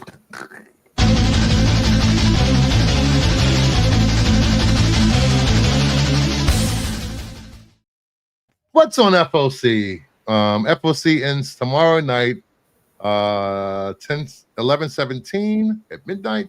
Get to your LCS or whatever digital stores you frequent. All right. What's an We got F? final order cutoff. Oh, Absolute Flash number 10, the Crane variant. This is where you can get your discounts from your LCS and stores early or ordering earlier, usually anywhere between 10 to 30% off these books, cover price. look at that Catwoman. Absolute 10, Crane variant, World's Finest 46, the Chuma Hill variant, Catwoman 82, the Fumara variant, Catwoman 82, the Chi variant. Those Fumaras, yeah, those are the A covers, man. Yep. It's crazy. They're fantastic covers. Look at that. You don't have to be buying 150s and 125s all the That's time. nice. There's good stuff out there that's open order. That's the way a cover A should look. Yeah, that is stunning. Even the Flash is a nice cover. It's cool. Yeah, it's Clayton Crane. Fumara is nice. Of course, everyone knows that Fumara did my favorite Harley Quinn cover. God, it's the only Fumara cover that I don't like. I know, I love every it. single one of his covers except that cover. Hate that ugly I art. want that cover. Everyone wants that cover. People were Joe shitting doesn't. on that cover for weeks. Then it hit big. Joe is still shitting on it I'm still because shitting. Joe is Joe. And I love the artist. I love that. I can't keep enough praise on the artist. But I just don't like that guy. Let me see if I can. Do I have a picture of it laying around? I do. So the Actually, great thing about Fumara, every one of his covers is different. You're not stuck with like, hey, an Art Germ this pose on every cover or something. Every one of his covers has a completely different composition. They never Salud. feel redundant or tired. They're always something new and fresh, and I love that. so I like your stuff. Bless Salud. you. That cover is just stunning. All right, David. I don't know if you ever seen this Harley Quinn cover. I'm going to show you it. Let me give me your honest thoughts on this cover. Holy hell, that is phenomenal. She looks insane. I'm sorry, someone said they didn't like that, but I just that like is that cover so much. amazing. I mean, I'm not a Harley Quinn fan. I mean, so many people are rabid Harley Quinn fans, but she really looks insane in that, and I think she's supposed to be insane. So I agree. Horror cover to me, so Like I said, good. It's the only cover from that artist that I dislike. You buy it, and then it'll grow on you. Not anymore, because that thing is My not last a lot of money? girlfriend. Who pulled the nose here? Stop. We'll see. We'll see David again. The chat likes you, David. Why? What did I do? I don't know. I'm just being you, I guess. Hmm. It's because Because you agree with me. The first time. Go back, you'll see others where I didn't. Then we have All the Mark Spears. Harley versus Zatanna #1, the Campbell variant. Harley versus Zatanna 1, the Nakayama. Nightwing 133, the Dustin Wynn variant. Superman Unlimited 8, the Zerdy variant. Well, this is a good group. My favorite is the Zerdy. That's the Zerdy really, is really nice. But Nightwing is cool the way it's unfinished and dripping. I like that the female in the Zerdy is distracting me from the very bland Crypto. That's true. Crypto kind of looks the, but the lighting is really cool in that that cover. It's odd to see a Zerdy cover where the girls got a lot of clothes on. Yeah, that's what I was thinking. Like, I'd like the concept of that cover with the glow from the sun going down in the background, but it feels like he's like, ugh, she has clothes. I'm not even gonna bother. I don't mind. It's a wholesome cover. Crypto's on the cover, so I'm okay. The cape doesn't. No, I'm just saying he doesn't put as much detail as he normally does. Yeah.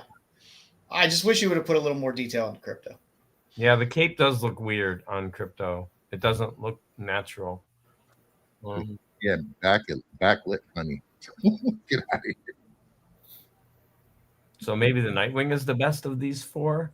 I'm trying to look at the detail on the first one, Harley versus Zatanna. I mean, it's really great art. Mm-hmm. I mean, it's just when you actually look at it, it's really nice. A lot going on though. Yep. All right. Then we have Superman Unlimited 8, the Zafino variant, Titans 30, the Mark Spears variant, Wonder Woman 28, the Nakayama variant, Wonder Woman 28, the Smallwood variant. The Zafino, and again, you know how I feel about Superman Yes, I know covers, how you but feel I about do Superman. like the Zafino.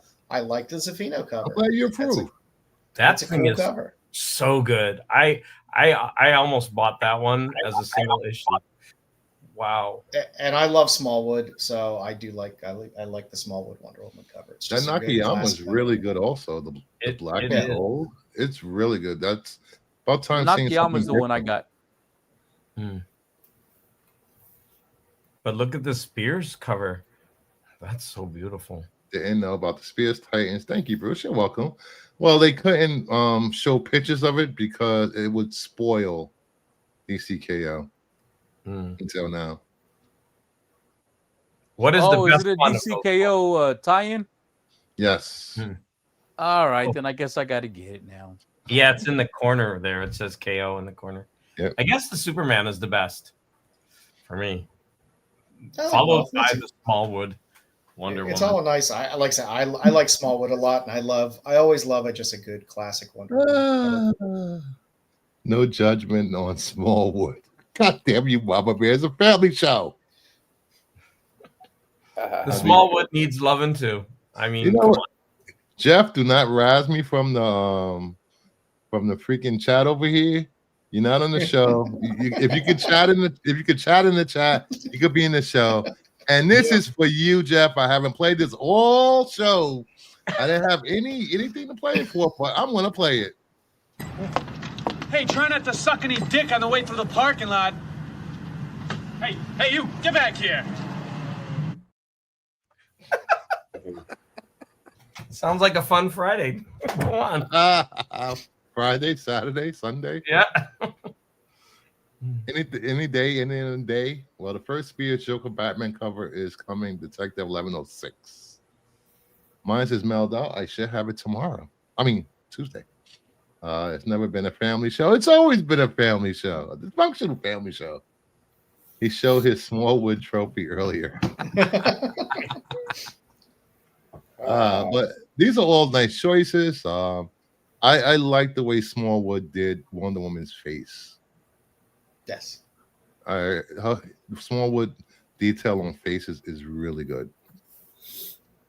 This is a good classic Wonder Woman cover, which I enjoy. And I hope Wonder Woman 28 is the end of the fucking mouse king or mouse guy. I am so sick of it. I'm sick of that storyline. I don't care about the mouse having ears, but that storyline needs to end. Darmok and Jalad at Tanagra. Oh, another horrible episode of Star Such Trek. a great episode. It's so bad. Oh, Almost fell. all right. Next Kimba, up. his arms closed. Well, there's Tom Cruise. So. This is why we're watching Star Trek, the animated series, for our review this week on Oh Red shit, I Shirt. forgot. I haven't watched any of those. And don't forget, we got to watch the next Star Trek movie, which is what is it? Insurrection. Insurrection, unfortunately. All right, next up we have Amazing Spider-Man 18, the Sue variant, the Mermejo variant, the Mayho variant, Null #1, the Crane variant. That's a DeMeo? That's a DeMeo. There's no contest. That Bermejo is Yeah, that Bermejo's Bermejo draws a fantastic Spider-Man. His Spider-Man covers have been really look good. at that. And it's the iconic, scene. Wow. He's only had 2 covers for the ASM that I didn't like, but this one is fantastic. The crack horror one, and which one? Other one? And the one that comes out this week. Terry, get out of here with this. Shotgun to the Brewster now. You're an asshole. You are an asshole, Terry. That's the comment of the night right there. I call it. I pick one every night. That's it. Bon voyage, pussy.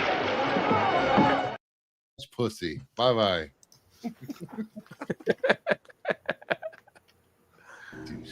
You are the weakest link. Goodbye. Vermejo for the win, exactly. But I do like that the Sue variant. It's cute. It is. The Venom sweater. Yeah. Not enough for me to pay $5. But I was gonna get the DeMeo, but at the end, I'm like, I think I'm just gonna cut this one out. get the Mermejo instead. Oh no, I've got all three of those first ones, but I cut out the DeMeo. I tend to have 40 to 50 books on my FOC list. If you live in the upper state New York, just remember. No, I'm not going to say anything. I'm not going to say anything about inches. Inches is surely lacking in upstate New York. I don't know why. Something in the water. Was it? God damn you! Get out of here with that. Worst episode of Star Trek ever. I love that episode. We told him that is one of the top 10 next gen episodes, and he didn't believe us. Yeah, that's top tier Star Trek right there. So horrible. Oh, what's wrong all with right. it? Marvel Winter Break Special #1. We have the Talavera. We have the Baldari. We have the 1 in 25 Lyrics Lee. Then we have Sorcerer Supreme #1, the Shore variant. All horrible. I like the Jeff Shaw. I'm sorry, I like the Jeff Shaw cover. Which one is that? Oh, the one. She looks like she Nice needs kid. to fart something bad. I don't know. That's just weird. Nice kid. And then she's got like weird hair growth coming out. Like It's her cape. That's what Jedi was saying. what is that? It's like he needs to Her cape. he needs a bikini wax or something. I don't know. Something's growing down there. That's her uniform, damn it. That is a weird. Jeff No. does not like any of them. I hate them all. It's No Shave November. Come on, man. I mean, the She-Hulk is okay, but why does she need to be? Is it skiing? really? Why does she need to be skiing? Talavera is my cover artist of the year, and I skipped that one. Yeah, I did too. I'll be honest. It's funny. We were doing It's the tag. best of the four. The Really? mounts You are don't- cool. I mean, I think it's good art, but I I like mean, Baldari. why does she need to be skiing? I don't know. She has locks on. Because it's the winter break special. It's That's the why winter I'm break saying it. special.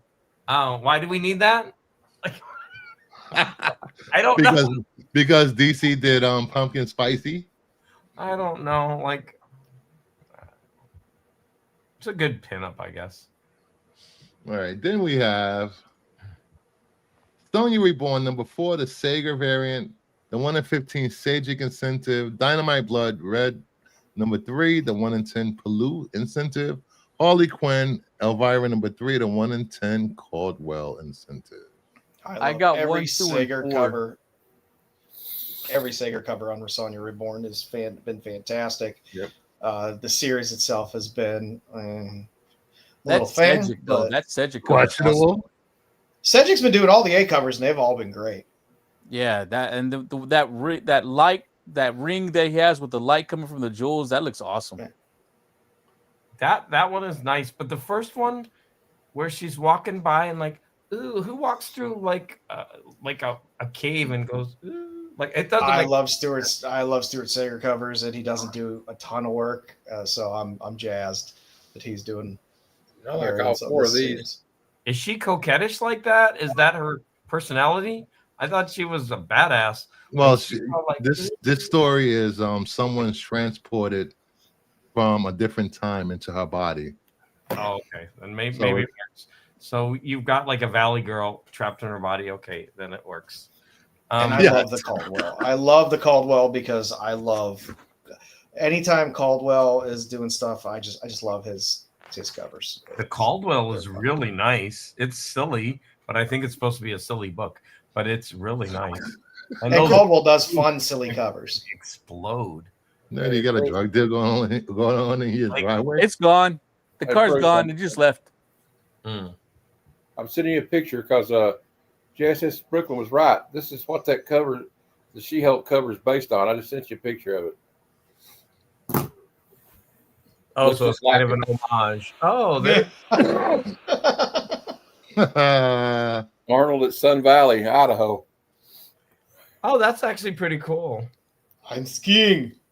I like it. I'm skiing here. He looks statuesque in that picture, actually. That's a great photo. Who is your Let's go daddy down and the what hill. does he do? Going down the hill. No problem, JSS. I had to look it up. Arnold Schwarzenegger. Double black diamond. It's a great photo of Stop him. whining and ski down the black diamond. Is it me or does Power Girl look like a sheepdog here? I love With it. exploding I love boobs. the hair covered in the face. Those things look like that. I don't know. The Shaggy dog. The Shaggy dog. Yeah. The boobs are gonna No, like it's- explode at any second. I want to I take like a all pin and four. go like this. Yeah, I See kind of what like all happens. four covers though. I want to show something someone sent me. Shout out to JC. I usually don't show stuff like this. So he says. We're just gonna laugh at this. We're not gonna comment around any emails or any islands, but this is just too funny. Painting a Bill Clinton that was hanging in Jeff Epstein's match. yeah. No, that's legit. No, that's for That is real. legit. That was Yeah. there. No, Yes. Yes. No, it's legit. Yeah, they had that's that. real. Yeah, Bill. that was in his New Yeah. York. He's got a crazy yeah. one of George W. Bush too. If you look it up, look it up. It is I funny like to watch. it. Go, Bill. I mean, I think that's awesome. JSS 2026. And why is Power Girl stacked more than Elvira? Because it's Actually, Power Girl. Because Look it's at how Power viral Girl. window. She has a boob Those window. look really uncomfortable. Like, You're complaining about exploding boobs? Why? I'm not. Hillary dressed. Wow. It looked like, no, it actually looked like Monica dressed in. To be honest with you, but It is the blue dress. All right. Next up, Terry Floyd. Peter Cannon, Thunderbolt number 2, the 1 in 15, Alex Ross. Everything Dead and Dying number 4, the 1 in 10, Zojic Incentive. Exquisite Corpses number 8, the Gorham variant, and the Stealth variant. that Steph variant is the best one out of all four of those. Yeah, that Steph variant is nice. I'm a Ross fan. I like I'm a it. Ross fan. I am too, but I like that Steph variant. Ross for the win. It reminds me of is that an homage to a movie poster, Nerdy? It looks like it, doesn't it? I was thinking when I saw that cover, I was thinking, But it looks like a movie poster. what's the franchise where you get to kill somebody for a day, 24 hours? Purge. Purge. Purge. It reminds me of Purge when I saw that. It cover. does. I think it reminds me of like is it 13 No days boobs. that No that boobs. movie about the Benghazi guys, or I'm Oh, sorry. about the hair. Yeah, There's 13 boobs on the days. Gorham. yeah, it's 13 days. I'm pretty sure. There are boobs on the Gorham. I'm sorry. Mad to no boobs. There are boobs right there on the Gorman. On the Gorman. Like, I don't know what you're talking about. Yes, everybody. You know, It's some not people, exploding ones. I like my boobs hairy. 13 Everyone knows. hours. I meant 13 hours. I like hairy boobs. Moobs. Boobs. Boobs. And finally, new Space Age number 1, the Darren Warren Johnson variant, Conan Barbarian 27, Marvinkovich variant, which is cover A, Kingspawn 51, the Phyla variant, and Vampirella number 8, the 1 in 20 Barrio. Yeah, it's great for a lot. Parillo. That Parillo is fire. That cover is amazing. But the King Spawn ick factor, that's pretty gross. At first I saw the Conan, I was like, wow. But then when the King Spawn came up, I was like, that is so gross. I would have to go for King Spawn for the ick factor. What is this? Hashtag no hairy boobs. Hairy Okay, boobs, hairy so- ass, hairy legs. Looking at the Parillo or the Parillo, does that look like Johansson's face? Because it kind of looks like it's I kind of see it looking like ScarJo to me. A young ScarJo, but it looks like ScarJo. No, okay. No, It's reminding me of Sound of Music. Oh my God, the Hills Are Alive. Do re mi. Now I want to watch the Sound of Music. I hate you. I love the Sound of Music. Me too. We should do a watch party together. I'll be singing the whole time. Nobody wants to hear that. That's but fine. I wouldn't care. You won't be on camera. Oh, I love that movie so much. But anyways, I don't know. Conan is nice. Yeah. But the King Spawn is just, that's gross. I'm always a sucker for a Conan cover. We got some good, really good books this week on FOC. Good covers. Oh, no. A stack of books. All right. Oh, I didn't know cows flying around. You don't like cows flying? No, that's pretty awesome. There's like cows flying around, and it's a #1. I don't know. That might be a fun book. I love the Sound of Music played by Alice in Chains. Probably not. Very nice books for discussion. Sound of Music is a classic. Mm-hmm. Twister variant. All right, speaking of Twister, it is getting close to the holidays, and don't forget to start listening to your Twisted Christmas by Twisted Sister. All right, so it's time for the giveaway. Roll the 2000 giveaway. Wow. All right. Moobs to moos. Moobs to moos. All right, let's see. Where is it? Wait, did I close it? I couldn't put my hashtag in. I tried, but it wouldn't let me. Don't worry, the panel can't win anyway. Oh, well, I do not want to win those blank covers. I don't like those. I felt bad for everybody who got those in the blind bag things. I don't like sketch covers. Poor people. They spent the money and opened it up, and it was that. Oh, Necron. Hell, Lord Necron. Hell, Satan, dude. Rock on, buddy. How many till 2K? I think 2. But I will be doing the once I hit 2K subs, I won't be doing the giveaway until I get well past 2K, because I know you fuckers like to unsubscribe when somebody hits a milestone. I know who you are.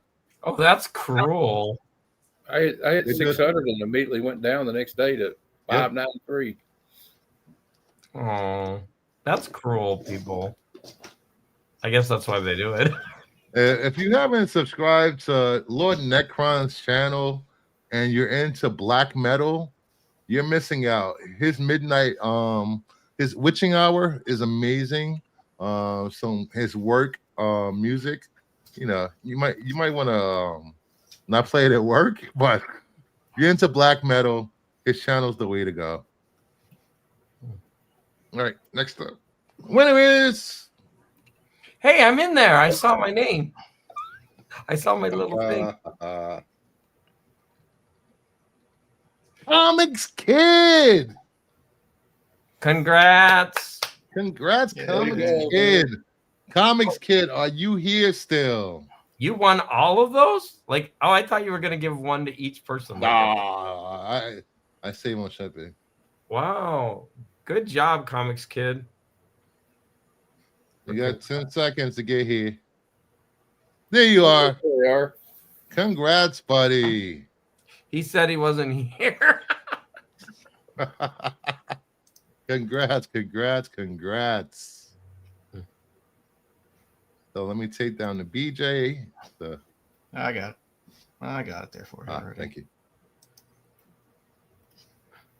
It's back. So, if anybody wants to hit me up, they can reach me at KingdomofNerds_ on Instagram. Well, I'm here for you guys 24 hours, 21 hours a day. The 3 hours I sleep and not working on this show or doing other stuff. I'm here for all your questions, concerns, and anything you want to see on the channel, or maybe some criticisms of Nerdy Geek. I'm here for it. You're the winner. Make sure you subscribe, like, leave a comment if you're watching on the replay. And don't forget, Tuesday night is Star Trek night with red shirts. We will be reviewing Star Trek animated series, episodes 4 and 5. I think episode 4 is called More Troubles with Tribbles or something like that. And I forgot the name. Actually, it's right here. Episode 4 is the Laura Lee signal, where the whole planet is women, planet full of women. And episode 5 is More Tribbles, More Troubles. I don't want to go there. I don't like hell. Right. Hell planet. I got to tell everybody, if you're not doing anything tomorrow night at 7 p.m. Eastern, for Bad Cinema, I will be reviewing the 1989 schlocky action film Tango and Cash, starring Kurt Russell and Sylvester Stallone and Terry Hatcher. It's a great movie. Terry Hatcher was in that. Yeah. Terry Hatcher's good. Yeah, she plays Stallone's sister in it, and then Kurt Russell has the hots for her. Nerdy Geek is a saint. And you get to see Kurt Russell in drag for like 5 seconds. Oh, yeah, that's right. Is there a GoFundMe page to bail Nerdy out of Turkish prison? It's hard to get out of Turkish prison, I'll tell you that. Have you ever watched that movie Midnight Express? Wait, if he smashes his tits up against the camera, then we'll know he's in trouble. Oh, Are you doing important stuff? I'm always doing important stuff. I'm not going to play the clip because they'll switch everything out. Bad Cinema, yay! I went to high school with Terry Hatcher. She didn't give me the time of day either, because she was a stupid woman. Jeff. And did you ever say they're real and they're spectacular? let me remind you, single people out there, Jeff is a 6'7" drink of water from California. He's a tall boy. He's disease-free and he's single and ready to mingle. And he's not dating. He's not dating his cousin anymore. I love you, Jeff. That's my boy. He couldn't get it with Terry Hatcher, so he went with his cousin. Yes. And Justin, you know, you're gonna get banned. I'm gonna ban you. Callie is too far away. He was intimidated by your tiny hands, Jeff. Wow. Oh. Wow. It's been one hell of a show, I'm telling you. We're all going to hell at some point. All right, so I'm an angel. I go volunteer at the soup kitchen every week. Listen, have a Bible study. I'm a good guy, really. Hell sounds like it might be more fun. So thank you, Joe, Nerdy Heroes, and David. Welcome to your first time on the Kingdom. We had a great time with you. You ever want to come back, you're more than welcome. The chat loves you for some reason. I don't know why, but they love you. Shut up. I love all you guys. I will set you up later. So have a good night. We'll see you Tuesday. And don't forget, this is a family show, and you're watching an award-winning channel.